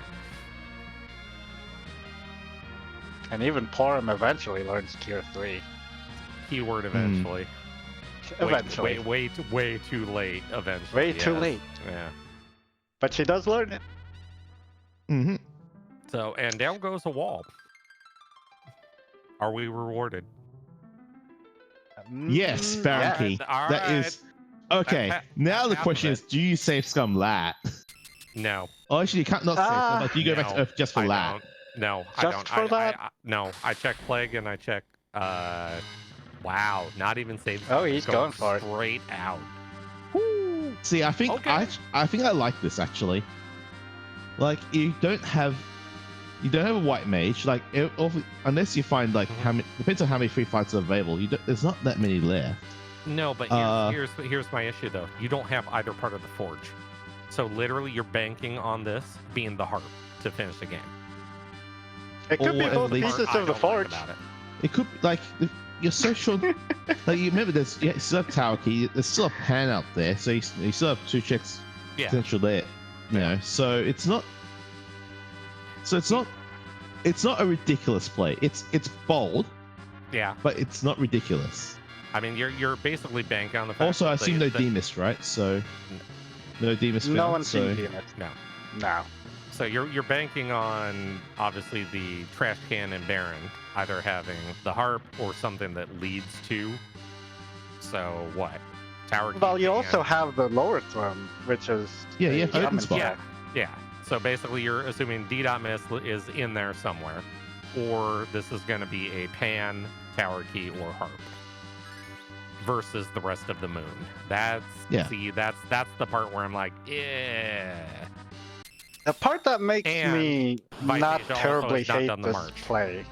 So The part that makes me really want to do Baron Key in Vitasia's position is that most of these are everything that's left on the earth is a main key item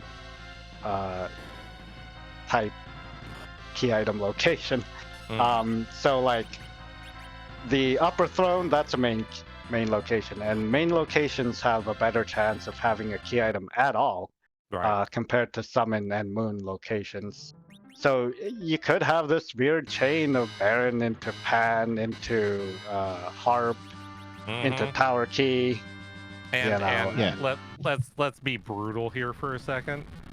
I've ran quite a few of these seeds. I probably assume both of you have too. How many times have we seen the harp end up with another key item right behind it that's part of this? Like D-Miss Right. at the harp, or the harp giving you legend or the Hmm. rock. Too many times I'd like to admit. So that one also Yeah. sticks in my head. Like, if I find the harp, odds are going to be pretty good that I'm going to be just fine there. Yeah. So. Yeah. And there's also the old adage, what do you say Do your to someone objectives. who's starting to, who's starting to run? Do your objectives. You know Valvalis is at Baron Castle. Yeah.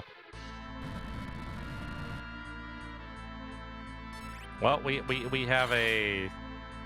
I feel like Golden's flexing here. I was going to say, I feel bad for Yang there. all he needs is one swing from Cecil, but now I'm going to dump a Quake on you. I'm going to do some other things too, just to let you know. Oh, hey, a white mage. That's Hey, look who it is. He doesn't need levels to cast Berserk. No, he's actually a Berserk bot. I might have considered taking him and dumping my anchor. Yeah, I would have. I think I would have taken him. Yeah, I think I would have taken him. Especially GoldenShocker might not have the Avenger. Right. So yeah. And that's exactly why. Yeah. Yeah.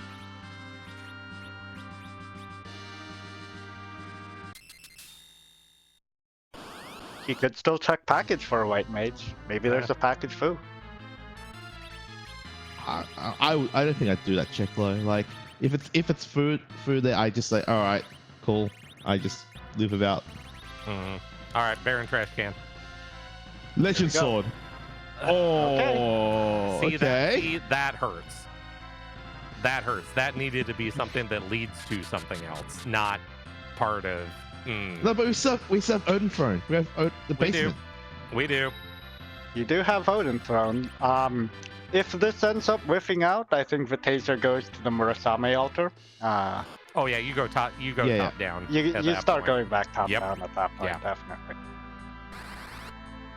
Because I guarantee you, knowing both of these racers, I feel like you're going bottom up. Obviously, Vitasia making a play by leaving early. You know your opponent is going bottom up. It's like, well, if that's the case, I'm done. So yeah, you go top down. Ooh, Rogo Pogo. So. Ooh. You know what would be really useful right now? An Avenger? I was gonna say a Berserk caster, but yeah, that also counts. That Tella from 2 minutes ago? Nah. Yeah. Nah, why would that be useful? He should still be fine. There's not that much HP on the Sogo. Yeah. Exactly. Although, why do I see fine. Rydia in a casting? Okay, I was gonna say, I hope you aren't like trying to. Hey, works every time. Wait, hang on. Oh no. Uh-oh. Well, that's not great. Well, yeah, that's right. You hold on to that one Bacchus I see in your inventory. Yeah, don't use it. No, An close. interesting point watching GoldenShocker's side, I don't think he's using the Avenger glitch. It might be something he not be aware of. It is his, I believe it is GoldenShocker's first tournament race, so it's yes. And so in that case, it just doesn't know. That probably swings it all back into Vitasia's favor because that is the big power of that item. Well, also, let's say, I mean, how many times have we, looted something, all of a sudden kind of conveniently forgot we had it, and be like, oh, that's right, I do have an Avenger. Like 3 Far fights too in, often. where you're like, that would have been useful 3 fights ago, huh? Oh no, So- that's not good for Vitasia. Yeah, see, Just a strength ring. Oh, back to the moon. Back to the moon. Actually, okay, I think- okay, hold on. actually, no, this Do is you go bad, do right? March? Do you go do the Yeah, I was going to make the exact same point because I think in Vitasia spot you probably do March in that case before going back do to the you moon. assume your 'Cause you'll opponent get- did the march with you? That's It's going to be very quick. Oh yeah. It's going to be relatively quick. Well, the question on my mind would be, where is the adamant right now? Because if you could go back to the moon and search for the adamant, right? I'm gonna say the Demarine. I'm gonna say it's sitting at Wyvern. Whatever's sitting there. That's it. Yeah. Yep. No, yeah.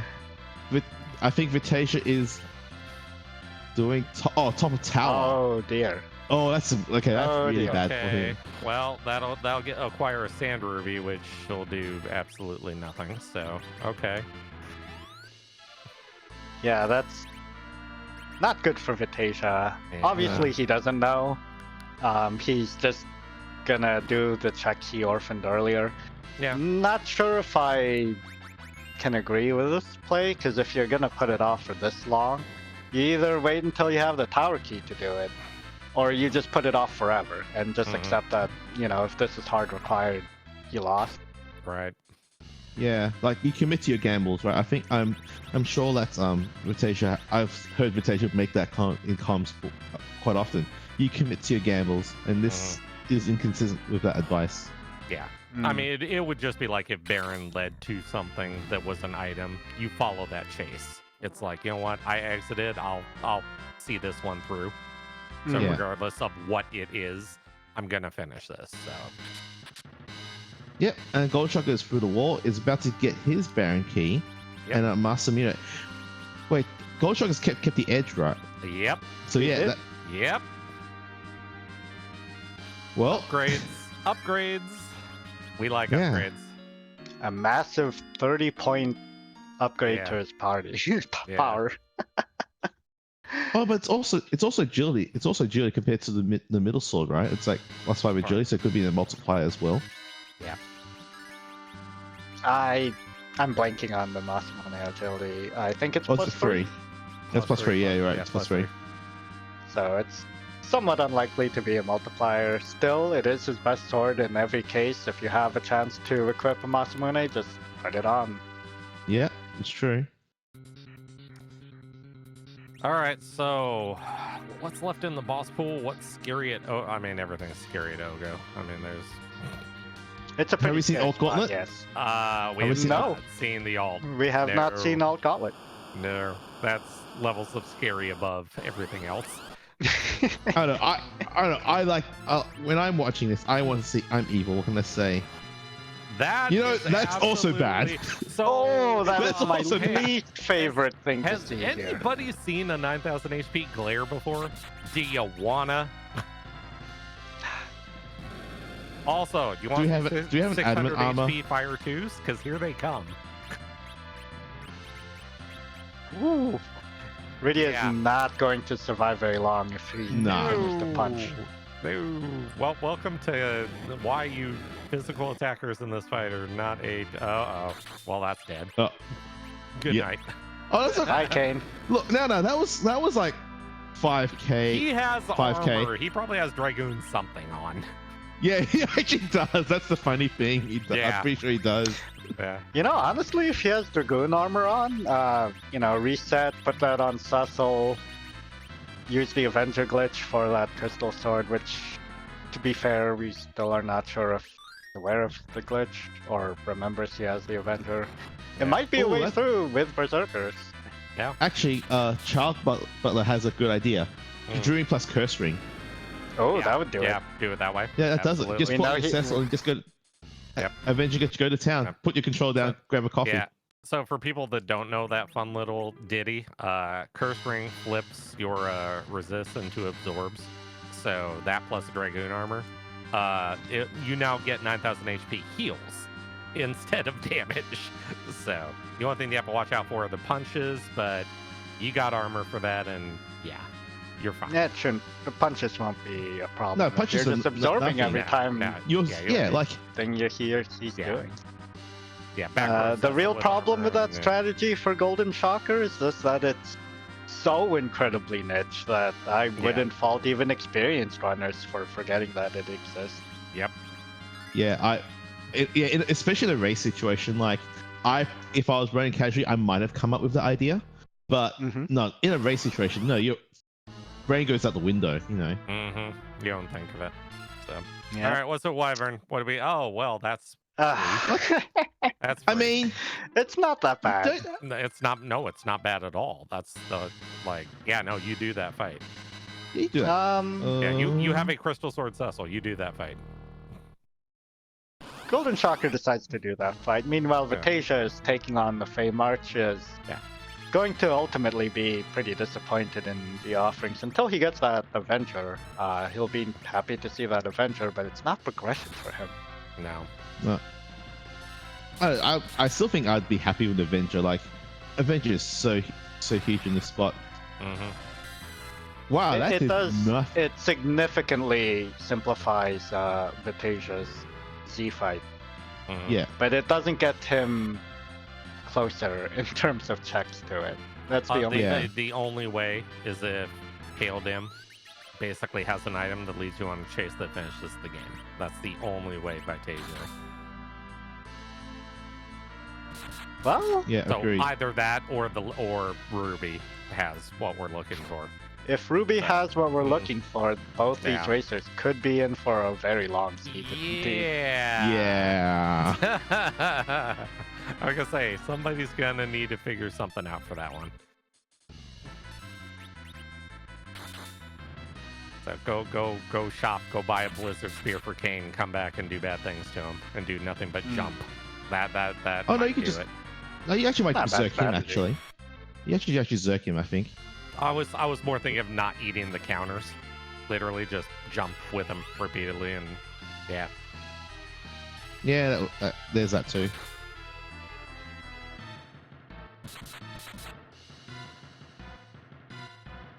Vitasia resets out of the spoon. I don't blame him. He took a bit of damage on the Magus Sisters. You know, don't need to Yeah. heal if you just reset out of it. Definitely doesn't need levels anymore, I don't think. No, your end game. This is turning into base tank boss rush and find what you need and go. Yeah. So, Like you obviously accept the fact that the Avenger that's on offer, because A, you have to exit anyway, and B, it's an Avenger. Like, what are you doing? Not taking Avenger?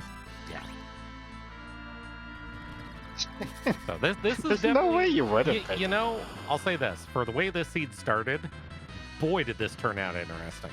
Yeah, It did. right? Yeah, Absolutely. It's like, hey, here's Val, currently front and center. Here's your rat. Here's your pink tail. Here's all these tools, except for a white mage. Yep. All right. The most awkward position in terms of party composition, in my Yeah. opinion. Yeah, this has been good. So GoldenShocker takes out CPU with a really Tower. well Oh my god, Tower. Oh boy. all right, And there's so a tower key. you have Baron and Tower. Do you leave? Yes, you do. Yeah. Honestly, Yeah. if I don't think I can take on that Ruby, I would just leave. Yeah, I like that play. Yeah. I like this play. Yeah, because now you're into 3 items, 4 bosses. Yeah, you do with what's left on the moon. Yeah, you do it.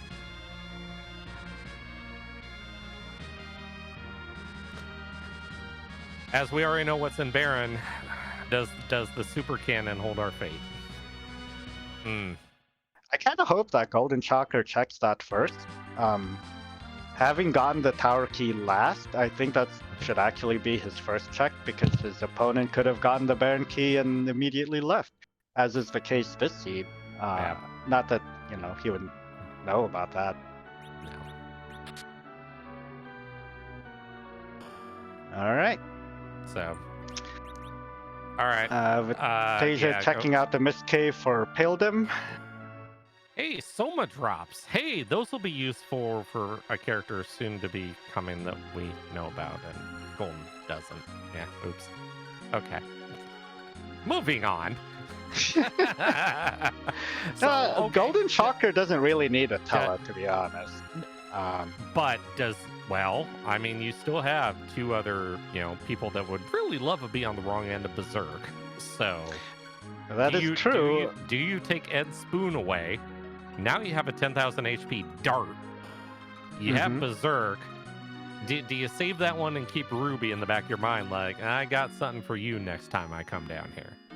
Oh, if I wanted to kill that Ruby, I would 100% gonna say, throw the spoon at maybe it. you think, like, okay, if Baron's not the play and Super Cannon's not the play, dump Ed, take that spoon, go back, and yeah.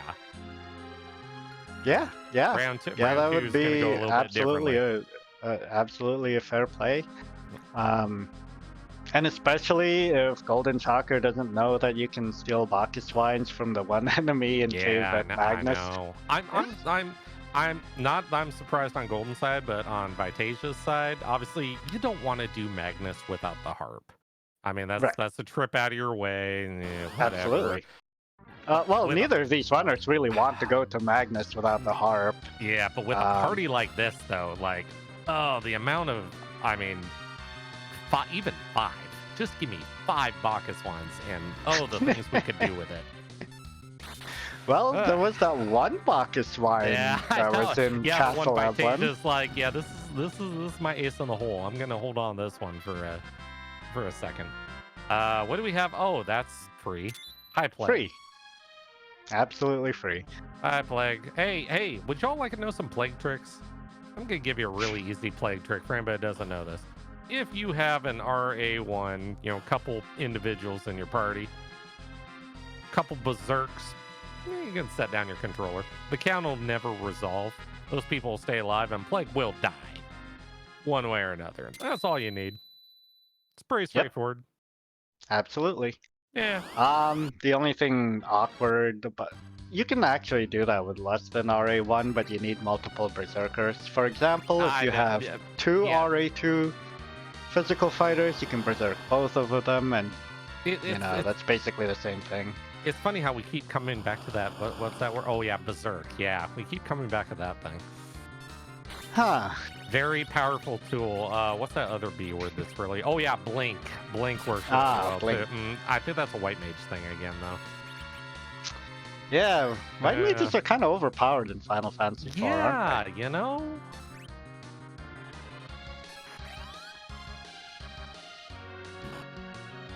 That being said, with the pretty standard, let someone die, bring them back up, refresh count, Vitasia will not have any problem with this fight at all.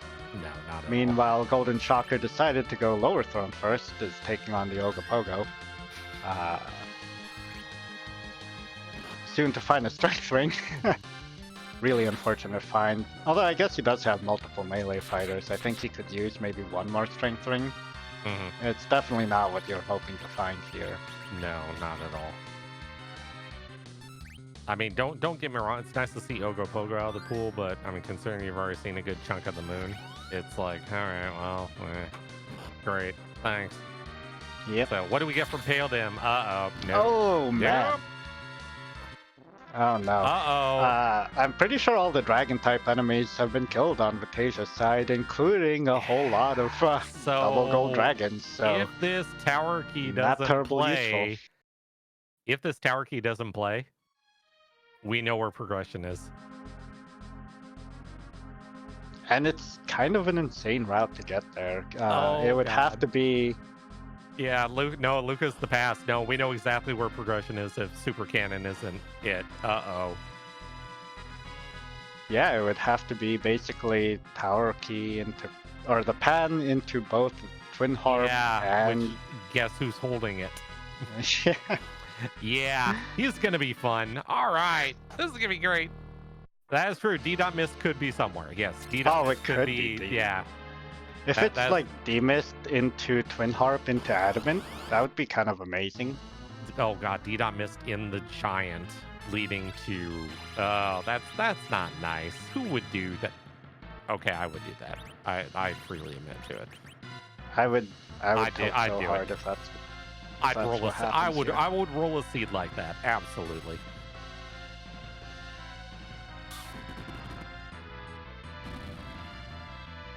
Oh, what a seed, and 144 in, and we're still, holding on to our seatbelts. Like, all right, something's gonna work here.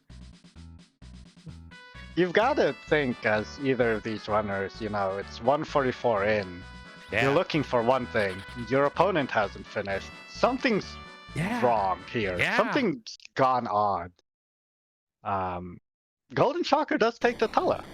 Gives up that Edward good. As good. As expected. Excellent. Yes. Oh man.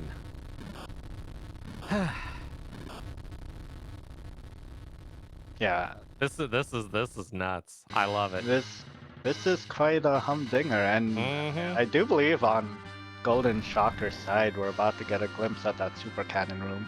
Yep. I don't really expect him to go straight back to the moon.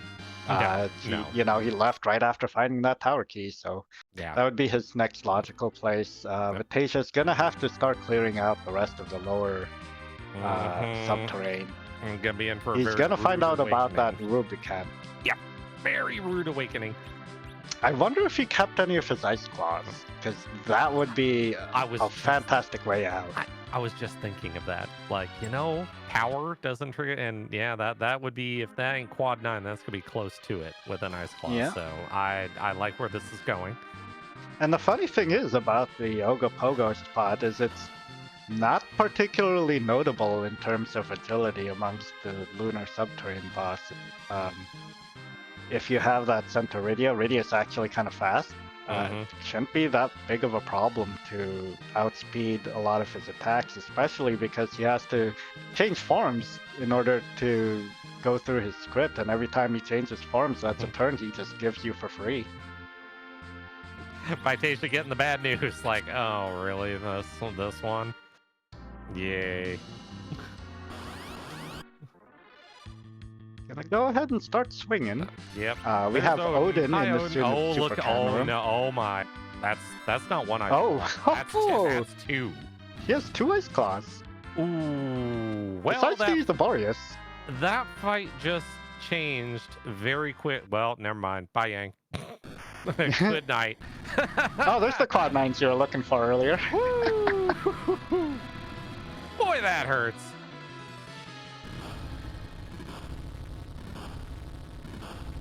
Yeah, there's nothing quite like fighting a magic boss in this particular spot. My least favorite thing to see here, Rubicant. My second least favorite thing to see here, Magus Sisters. Thankfully for both of the runners, Magus Sisters was in a different rather rude spot for them. Yeah, right. Alright, so going on way out, we're going to see what Super Cannon holds for us. If not, then in all reality, Vitasia is going to be in the lead here. So it comes down to this. I don't know if you noticed, but that Ice Claw Yang just hit for his own quad 9s against that Ruby. Yeah. This is just the battle of quad 9s. Yeah, ice against fire. Who would have thought? Oh my, are we really going to see like almost side-by-side item checks here? Oh, we are. I'm excited. I'm so saddened by this. Oh no, who got it? There it is. Oh, there it is. That's go mode, but shocker, this could still lead to something. Hold on, we ain't done yet.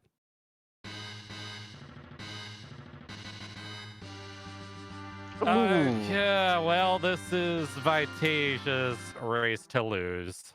It absolutely is. Correct me if I'm wrong. I think GoldenShocker should have the Legend Sword at the point. Yes. Yeah. Sorry, it's Legend came out of the Baron trash can. Right. Sorry, it's kind of hard. I'm still tracking some. Yeah, no, you were doing for three commentaries and a button pusher, and yeah, you're doing an amazing job. So. Oh, thank you. And you're doing a fantastic job as well. And a shout out to our restreamer Dathis and our erstwhile second commentator Infinius. Despite technical difficulties, has done a great job for what he was able to do so far. Absolutely. I mean, we've held this together pretty well, right, Chad? I feel like you should give everybody here a follow. Racers include racers first. Definitely racers first. We'll put Jeebus right after that. Dathis for rolling this train wreck of an amazing seed. Thank you for that one. Also, hey, Airship Parking 101, folks, who's done this walk before? I've done this. Usually I park my other airship all the way over the side of the mountain just so I have to feel it a little bit more. But yes, I've done that before. I'm currently petitioning Toroya to knock out another piece of forest there for a second parking spot. I'll let you know where I get with that.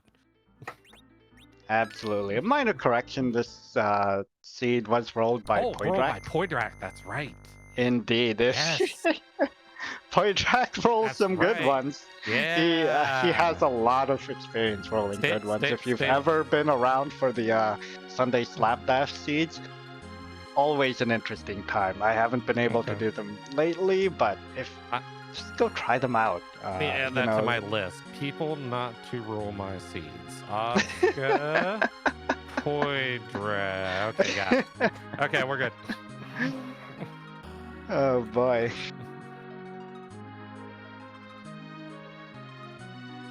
So the only question now I have at this point: what's behind the harp? What's behind the harp? One is a D-Dot Mist, and two, it's gonna be an item chase. So it's either the pan or no, it is the pan. It would have to be the pan because it has to lead to a chase. So yes. Right.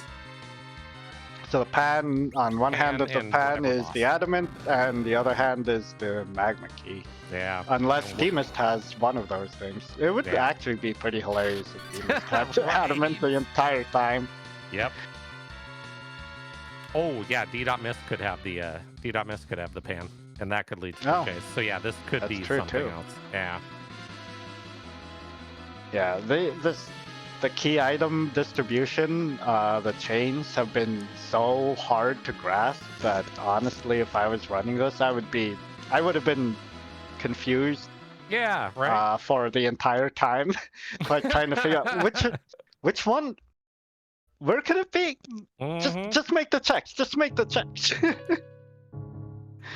I will say, I am honestly curious though, which characters are sending out the package and saying, I really want to know. I am so curious. Was it an easy foo this whole time? Yeah, that's what I'm wondering.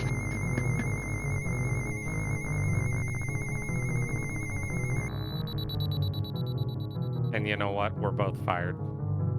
Oh, yeah. We just talked through music. We are horrible.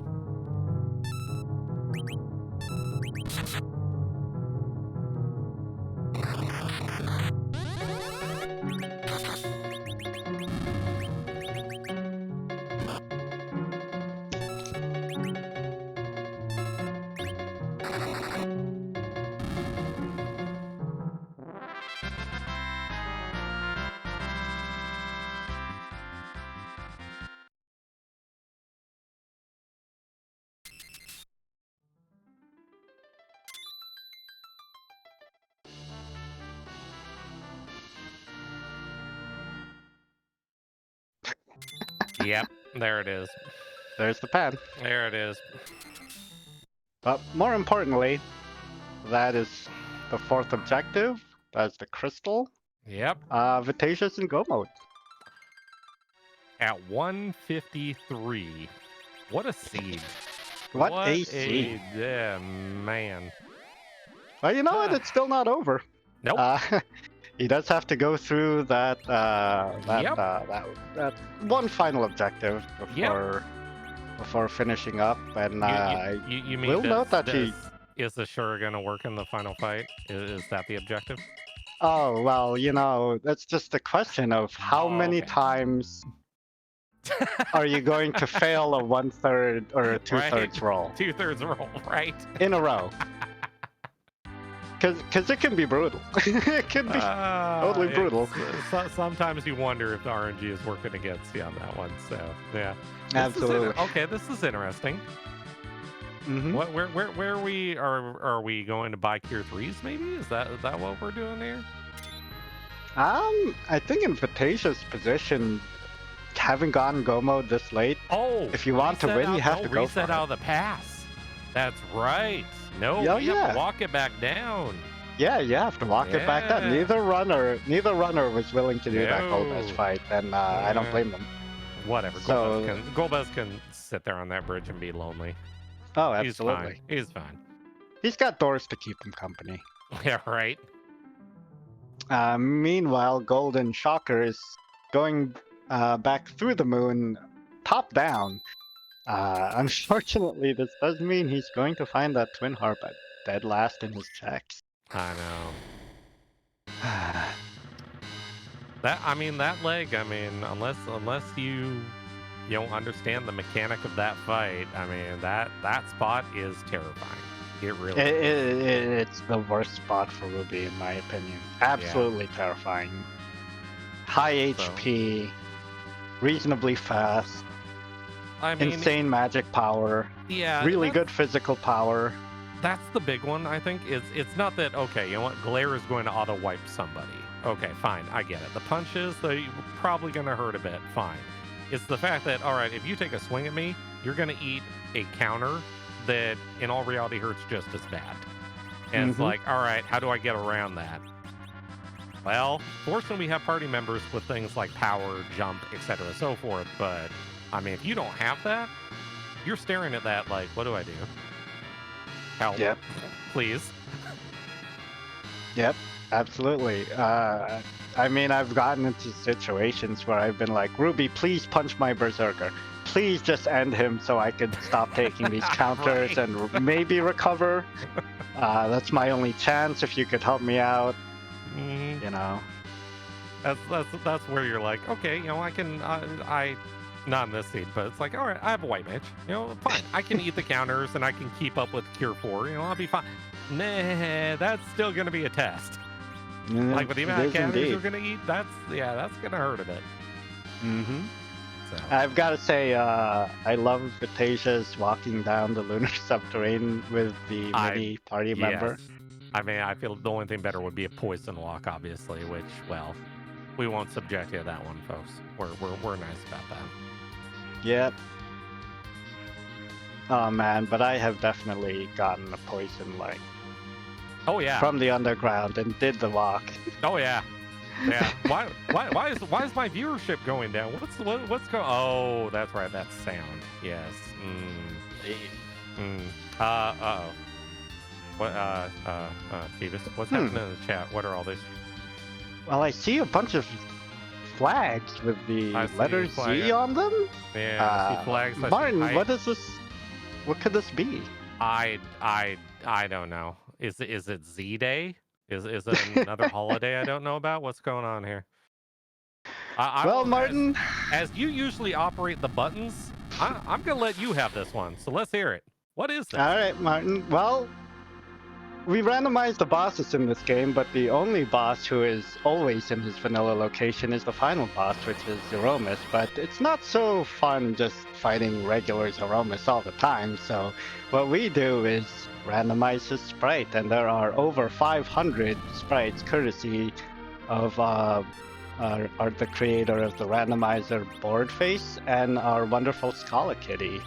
And we like to ask a question here in the Free Enterprise community, Martin. What would that be? Something involving a butt, a foot, and an action. I believe it involves a question. Like That's right. Whose butt are we kicking Whose this butt afternoon? are we kicking tonight? There we go. That's the question. What's the answer? I know it's not what is the Matrix. No, that's not the no.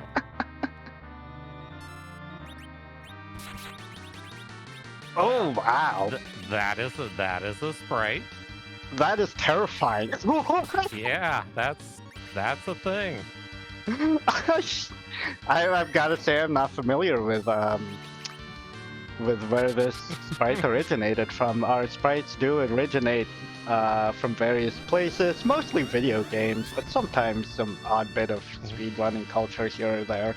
Yeah, the only reason I know this one, I just had this one recently in one of my runs. It is from Final Fantasy Dimensions.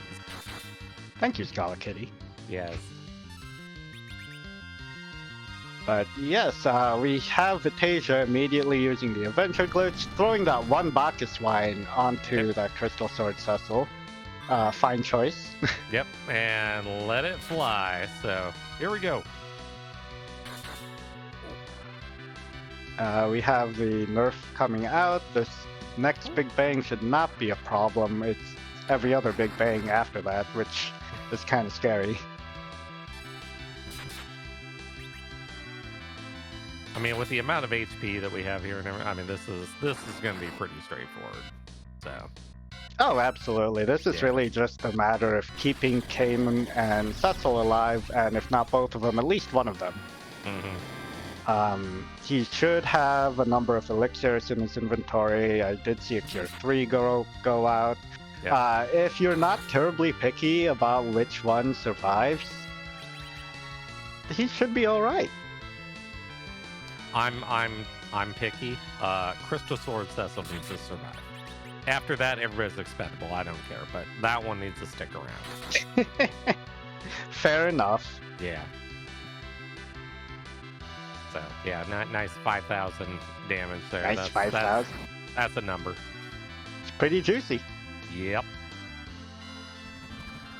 There's Yang's contributing pretty well with those power attacks, doing just shy of 3,000 damage. Yeah, no, not all. I mean, something as easy as a poison claw, and yeah, you're still putting out decent. Hey, look, Ashura worked. Yay! Every time. And there was rejoicing throughout Free Enterprise. Absolutely.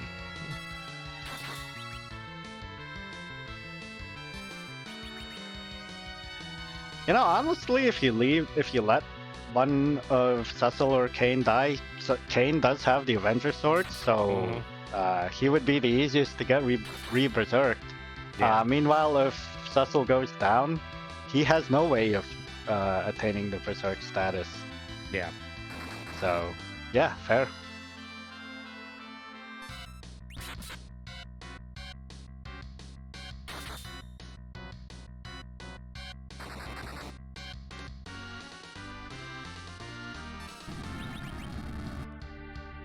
And on Golden's side, that realization, like, yes, my progress is here.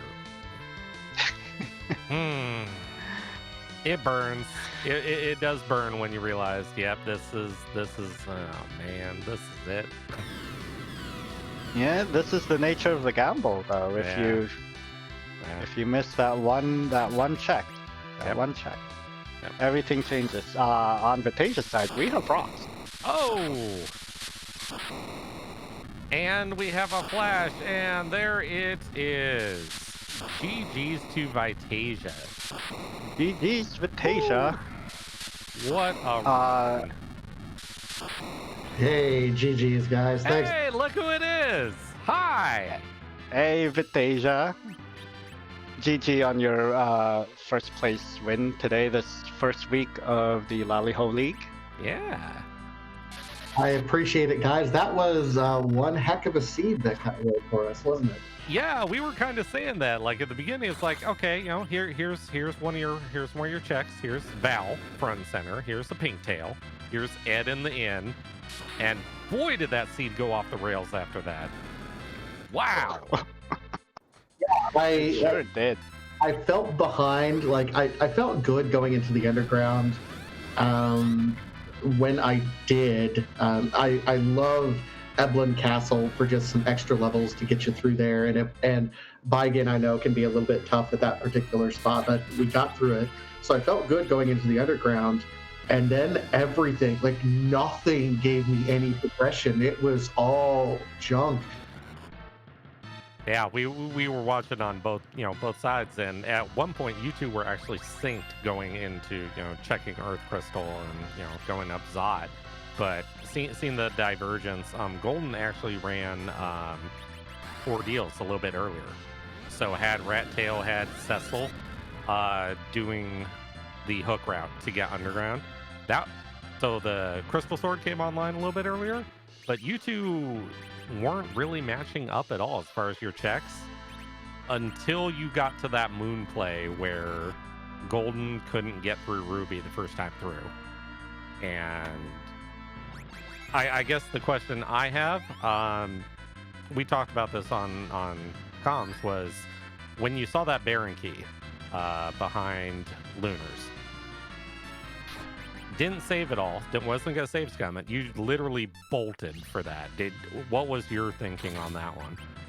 So at that point in time, I had already done Cave Bahamut, and I got the Baron key, and at that point I'm like, okay, I have Val, so that's 3. All I need is one more key item, and there's 5 key item checks on Earth that I can get right now, and there's 4 key item checks left on the moon. Statistically, I was like, and I have to go down there to check what I can do. So I kind of followed the wisdom of check the freebies that I can do now, knowing where Val was, and hoped that there was either the harp or both the sword and legend and adamant were down there. Yeah. And the legend was, and I was like, okay, great, just one more to go, and everything came up. I felt really behind at that point, so it was a calculated gamble at that point, where I'm like 5 to 4, coin flip, let's just go down, do what I can do now, and do it. And that blew up fantastically in my face. Jeebus, you got anything for Vitasia? No. Aside from very well played, I especially enjoyed the Baigen fight. I think having seen that Baigen early going out and taking a whole lot of trap chests for that experience, especially since you didn't have a white mage or any great source of healing, to be honest, was a fantastic play all in all. That does bring up one valid question, though. Obviously, we knew when you got Rydia, she was going on the ground. When you sold that Leviathan, and then it's like, oh, Baigen. Oh, great. This is going to be fun. And you found that second Leviathan. What were your thoughts? I mean, I was just happy. Like, I sold the first one thinking, Rydia is worthless in this flag set. It's not going to be an option. What's going to happen? And then I picked up Rydia because she was the character in Evelyn Cave, and I'm like, uh-oh. Like there was absolutely a moment of I just messed up. But luckily there was the second Leviathan that was in Castle Evelyn, so I got bailed out, honestly. Yeah. I got bailed out. Yeah. Never punished. Nope. Never punished. It worked out really well. So, but yeah, no, heck of a race. That was yeah, it was so much fun watching you run that. So GG's on the win. No, I appreciate it. I really enjoy this particular flag set. I think it plays to my strengths as a runner, particularly. I always kind of prefer the melee setups, and I was able to, I couldn't find any Bacchuses, but I still quad meleeed it on this one. And hey, Rydia with Asura, champ, MVP at that point. You just have to get one big cure off, and you're good. Actually, that does bring up a question. Did it ever cross your mind possibly to go steal Bacchuses? Did that ever come into your head, like, this may be useful? Yeah, it costs time, but did that ever cross your mind, like, maybe? It did after I got rid of Edge for Cecil. And after I was like, oh, I'm dumb. Like, I absolutely should have. Like, because I was, like, with the two Yongs, I knew I was like, this is setting up to be a great Zerg party. I should have right then and there when I got the trap chest started stealing, and for whatever reason I was already had my blinders up and was going. So you know what? This was one of those seeds that absolutely got me off my game, and it looks like GoldenShocker got off his game too, because there were so many mistakes that I made. Lots of rust to shake off after taking kind of a break after 3miss. Yeah. Well, once again, GG's on the win, and yeah, round two next week. So, looking forward to. I get to speak from this, possibly seeing you in the 1-0 match. So, this is the first time in any tournament, in any speedrun event that I've ever done that I started out with a win. So this means I'm going to go winless for the rest of the tournament. I'm calling it right now. Come on. Yeah, thank you. Thank you, both of you guys, for doing the commentary. Everyone behind the scenes for doing all the work, except for, I think Dathis was the one that rolled this seed. Poydrick, okay. Actually, yeah. Poydrick. Okay. Not thank you, Poydrick. But no, it was fantastic, and I really look forward to the rest of this tournament. All right. GG's once again. Hey, thank you very much.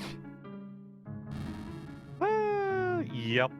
And hey, look at we have all the music. Look at what's on screen right now. Oh, this is amazing.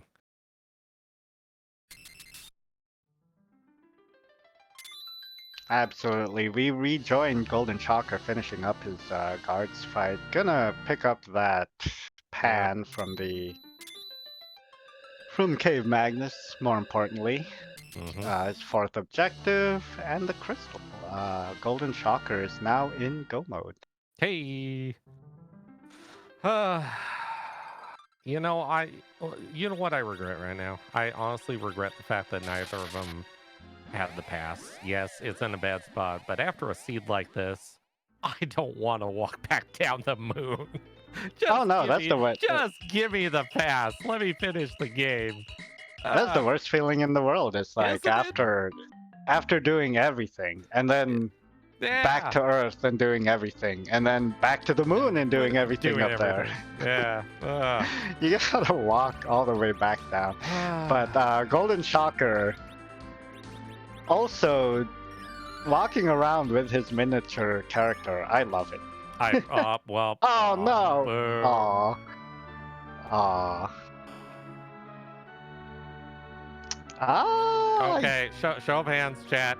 How many have done this when and been like, oh yeah, that will pass. Oh, I don't have. Oh, yep, been there. Yep, been there. Been there. You can't see it, but I'm raising my hand. More times I'd like to admit, I've been there.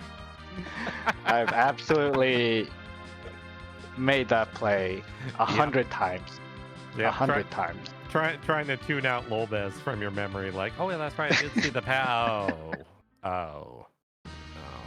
Yeah. That is the funny thing about the sealed cave location is like you see the key item and then it's in your memory. Yeah. But you don't necessarily remember if you noped out of the boss afterwards. Right? Yeah. Yeah, that does happen. All right, so we got a nice little 2-minute walk here going down the LST, and we should be in the fight here shortly. So yeah, no. Once again, calling out, restreamers and everything. Thank you, Jeebus, for putting in work. So absolutely, yeah, stepping in. And Phineas, obviously, unfortunate internet issues, but what can we do? It's the internet. Mm-hmm. There are times I blame Comcast all the time, so I get it. So yeah, make sure you go follow Phineas, go follow Dathis, go follow Jeebus. Don't worry about that. And go follow Martin. Don't follow that guy. Don't worry about that. Go follow Golden. Go follow Vitasia. They're all wonderful people. Absolutely. And I want to give a big shout out to our larger free enterprise community, all of our racers, our administrators, and especially our audience, because without you guys, we just love putting out the shows. We really do. Let's face it, we could do it without the audience, but it'd be boring. It right? really would. The audience they make it so much better. Sometimes I think to myself, do I want to sign up for restream duty, or do I just want to sit and chat? Yeah. Be in the peanut gallery. It's a great time. Yeah. So, yeah, I personally, as I'm in the tournament, I'm having a blast with this tournament. It's only what are we on day 5? Yep. I feel like I'm already burned out from all the races this week. Like, wow. And we got 5 more weeks of this, and we got brackets after that. Absolutely. The next 2 months and change are going to be just all the free enterprise you could ever want. Yeah. And in case you want even more, well, we're going to be putting up VODs of our restream matches. You can always find the VODs of the unrestream matches on the respective racers' Twitch profiles. Yep. You can't even shake a stick at free enterprise right now. There's so much of it. Mm-hmm. And obviously, if you're interested in joining this wonderful community, feel free, go join the Discord. You learn a lot in the Discord. There's resources, there's, I hate to say it, there's memes, there's puns. Mainly there's resources though.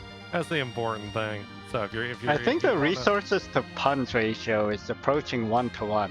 I wasn't gonna, don't tell them that. Am I keeping them away? No, it's a great tool, okay? You can find out things that you would never possibly dream of knowing about this game. So it's true. Yeah, there are hidden nuggets of information in the backlogs of the Yep, and as we all know, thank you, Dathis. Unfortunately, sometimes Twitch is not the best when it comes to notifying people when races go live. We got a Twitter too. Go follow the Twitter. You want to know when a race is going? It's right there. So, but one more time into Z. Absolutely. It's often asked who is bot, but no one ever asked Why is but? Well, yeah, I don't think we may ever get the answer to that. I don't think we will, because let's be honest. In vanilla Final Fantasy IV, it was kind of nebulous there too. That didn't really have many answers for you. Exactly. All right, let's get in this fight here. Let's see what GoldenShocker is made of. Yep. This is, I believe, his first race. Yeah, that's what I was told. So, putting on a show for first race on, and obviously this was a very last minute thing. This was, hey, by the way, we need to televise something. We're gonna put you on the main screen, and didn't even blink an eye. It's like, okay, that says something, and to be able to do this, win or lose, that's still, ridiculous. So absolutely, and he really made a hell of a run until just that one. Yeah, that Ruby, one fade. That one fade. And Rando's gonna Rando.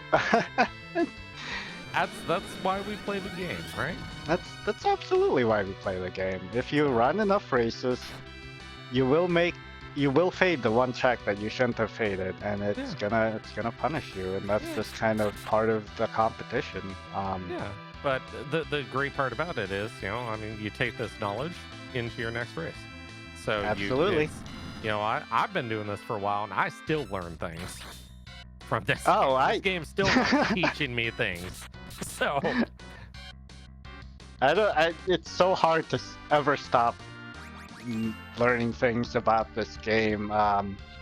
For example, in Zemus Zone 3, we put on the can't run flag so that it would make it harder to find your particular grind fight. Well, our intrepid community member, Twisted Flax, decided to figure out an RNG manipulation so that, hey, you know what? You could find your fight anyway.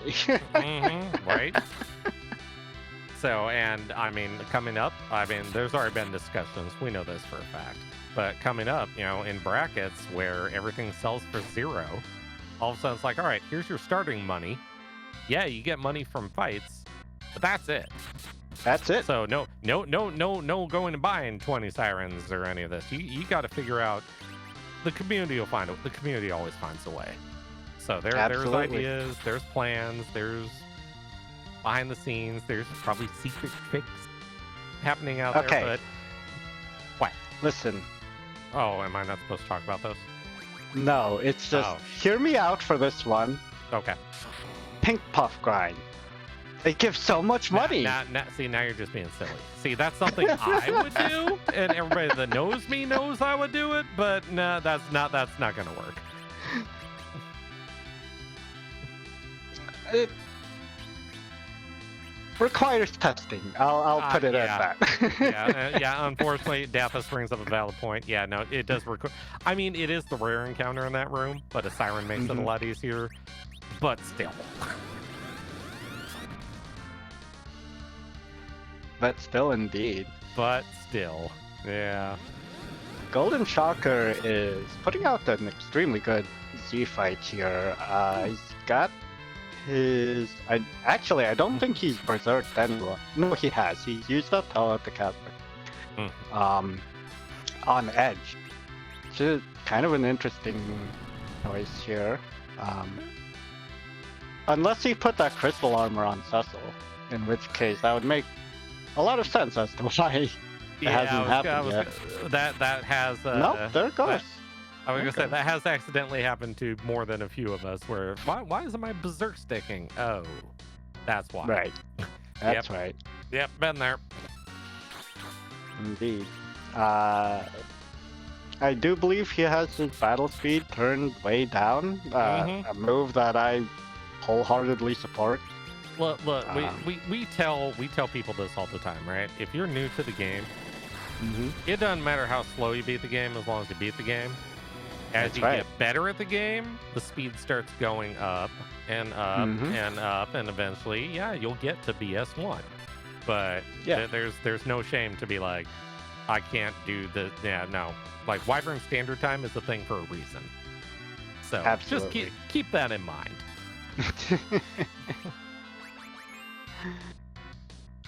With that Crystal Sword Cecil now fully engaged, I don't think that this Elgamus is much longer for the world, although this black hole is going to slightly extend his time here. Yeah, we'll have to get everything rerunning again, but we should be okay here. Although I think Tella is let's see what we got left here. That is rocks. That is indeed rocks. We are close. And this is okay. It's a little bit It's dicey. a little sketch, not bad yet. It's a He needs to get healed up just a little bit. That cure 2 will put Cecil out of media range. Oh, But that's a GG and there's the anyways. combo. There it is. GG's, Hey! GoldenShocker. Whew, wow. What a run. What Wait, a run indeed. I see a name there. I see GoldenShocker right there. Golden.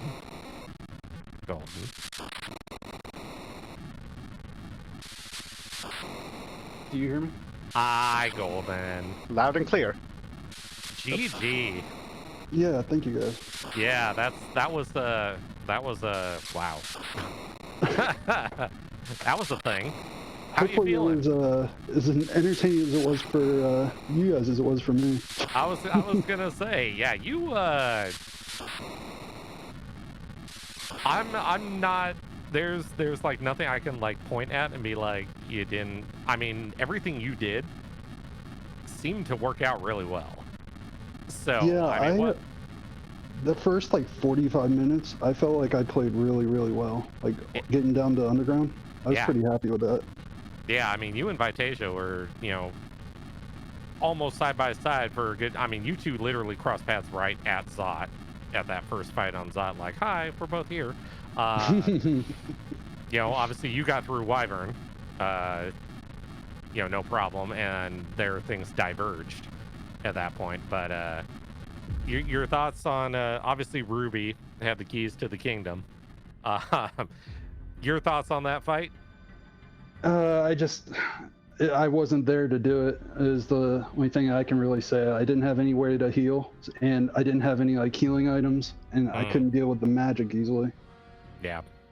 I think that was the big difference was when Vitasia looted the Earth Treasury.